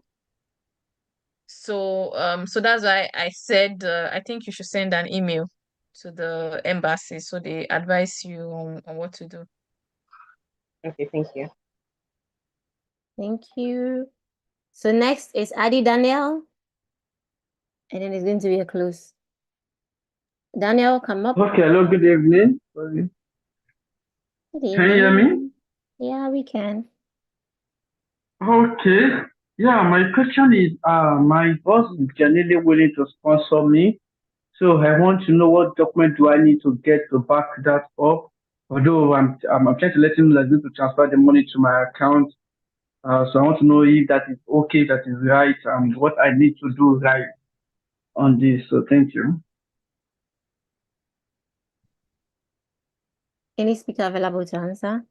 Yeah, we have already answered this. I think time without number. Yeah. I recently talked about it, and I said it is not admissible. The embassy wouldn't accept it because with your boss, according to the laws of Italy, if you are coming as a student, your sponsors are to be yourself, your mom, or your dad. And so your boss can't be, even with the fact that he wants to send the money to you. No, it's not admissible, so it won't work.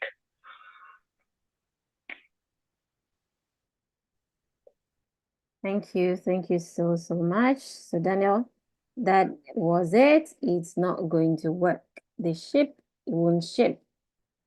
Thank you so much for coming on. Like it's it's been a while on here. I want to Let thank me add briefly. People Okay. have been asking about travel insurance. Okay. They do not know much about it, and they've been asking on the page and then in our DMs.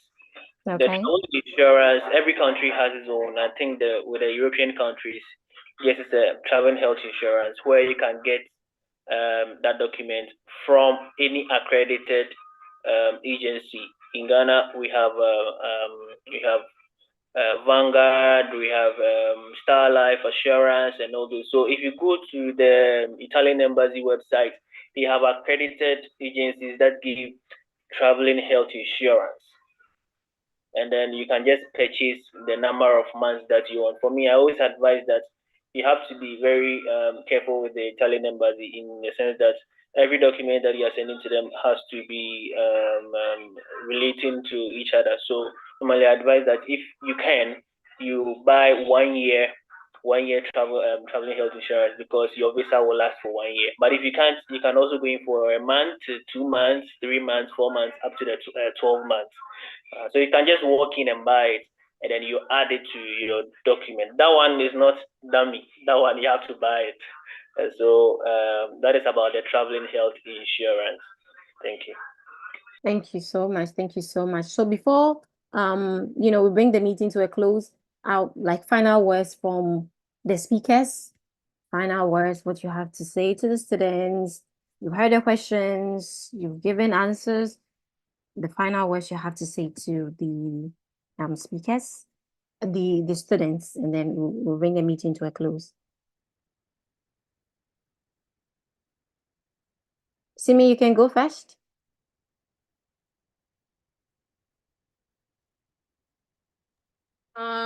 What I have to say is not much.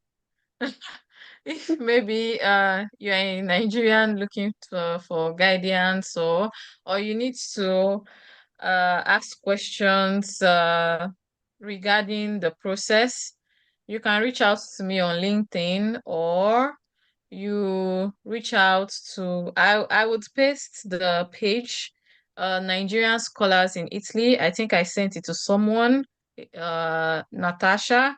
You could click on it and any questions you have, the admins would be willing to respond to you, and if need be, you'll be added to the group. Thank you. Thank you so much. Thank you, Simi. Next, All right. Ochuria. Let me give my final say and then I'll go to sleep. It's already late. Yeah. So, like I keep on repeating, you have to be very circumspect with the Italian embassy. If there are gaps in your documents, they will be stressing you. For me, I never went to the embassy after I applied, and I was called to pick up my visa. When they called me for a brief interview, and I was called again. But I know people got there like 2, 3, 4 times, and so every single thing that you are doing, just put yourself in the shoes of the VO, just the visa officer, and then ask yourself the questions that are likely to be asked concerning your documents. Do not leave any gap. There was an incident where someone that I was guiding wanted to claim that someone was the father, and then he made a new birth set, and when he applied for the visa, the embassy gave him a pre-rejection indicating that he did the birth set after his passport was issued. That was the basis for his rejection, and he could never address the issue because how is it that your passport was issued and then your birth set was after that? So you have to make sure that you'll be circumspect with that. Now, I would say that Italy is a beautiful country. My family are here, but I never wanted to be here myself. At a point, I said, no, all my people are running away. Let me come here. And I'm really enjoying the atmosphere and everything. People are scared about the language, and I would say that the language is not that difficult. Most of the words are like French and English words. And so if only you would want to study the language, you'll be able to do it. As I sit here now, I can speak some small. Yeah. Some comments I mean, it's okay. And then if you come in with the first from the beginning, it's not that easy for you. It is not as straightforward for you to get a job as people anticipate. When you come, you have to fit into the system by getting to know the basis of the Italian before you can get a job. Yeah, there are lots of jobs, myriad jobs. People are saying Italy there are no jobs. Those information are untrue.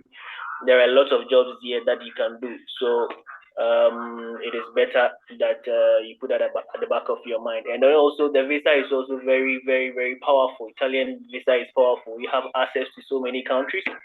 So I will advise that if you can't enter any European country, you can use the Italian route, and then you can visit anywhere that you want to go to within the Schengen area.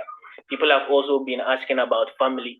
If you want to bring your family on the basis of a dependent that is relative to your student visa, it is possible.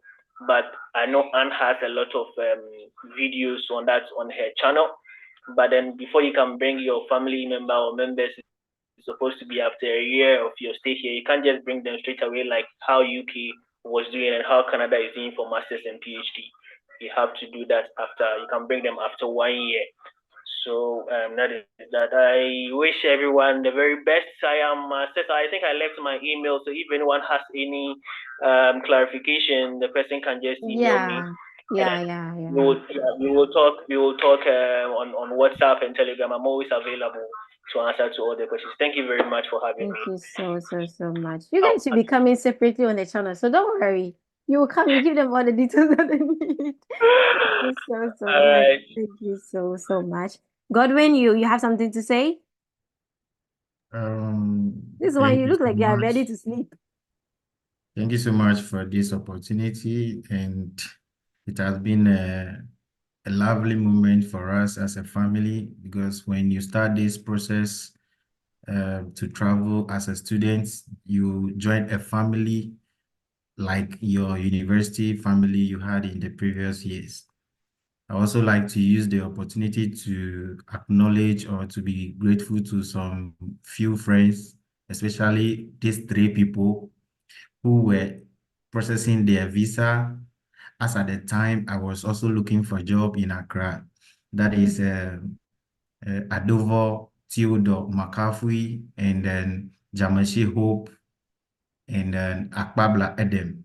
These few people, they were processing, two of their friends were processing their visa to travel, as I was also looking for a job and going for interviews.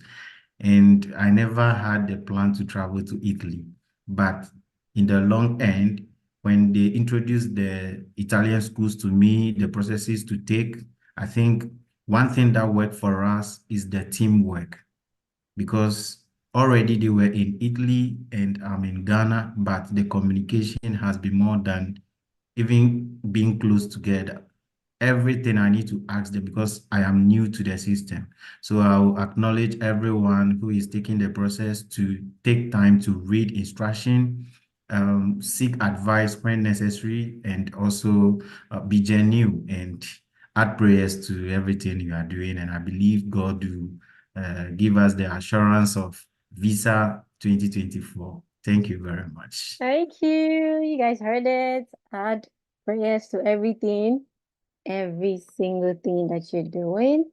Ashley, you're next. Oh, so thank you very much for this lovely time to like gather ideas and then share what we know. I don't have much to say, but Italy is very beautiful. And you have to be, if you want to come here, you have to be very specific, know what you want, research a lot, read. A lot of things here, you find them in like notices. And if you don't read, you will definitely not know. So I wish people applying for their study visas all the best. They shouldn't give. I know some people have had pre-rejections and they are down and they wouldn't want to try anymore. I was rejected the year before this year, but I still didn't give up. So there's always light at the end of the tunnel. So like I'm saying this to like inspire them, the people who have like had rejections or pre-rejections the year before. They should still like, if they really want to come here, they should go after it. And I'm sure God will bless them with whatever they desire. Thank So you. thank you very much, and Thank you for so granting much. me. Thank you so much for coming on. Thank you so much for coming on. So I want to thank each and every speaker that was able to make it for this session. I know it's been a long session, but then it's just fulfilling. And for the fact that we were able to answer questions from those that are coming in. I'm sure so many people were confused, and then this has really been very helpful. I'm grateful for each and every one of you. It's actually very late here in Italy. I'm grateful that you're up. Emmanuel, you're up by this time. Godwin, you're up.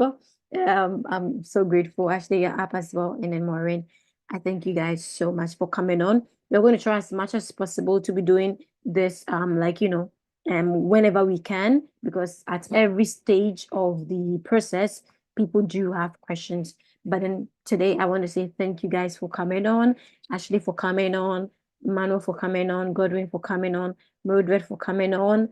I want to thank Simi. She was like, I'm just so grateful to you. Thank you so much for coming on, because you've given so much clarity to those coming in from Nigeria.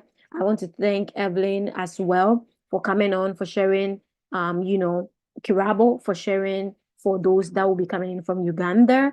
I also want to thank Evelyn Adre as well from Mozambique. She was able to also help those who be coming in from there. I'm grateful for each and every one of you. JEPH was also able to come on and share as well. But then that is it for tonight's session.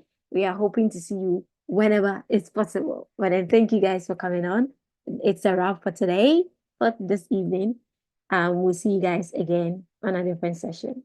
Bye. Ciao a tutti. Buonanotte. Ciao, Bye, everyone. bye. Ciao, Ciao, bye. bye.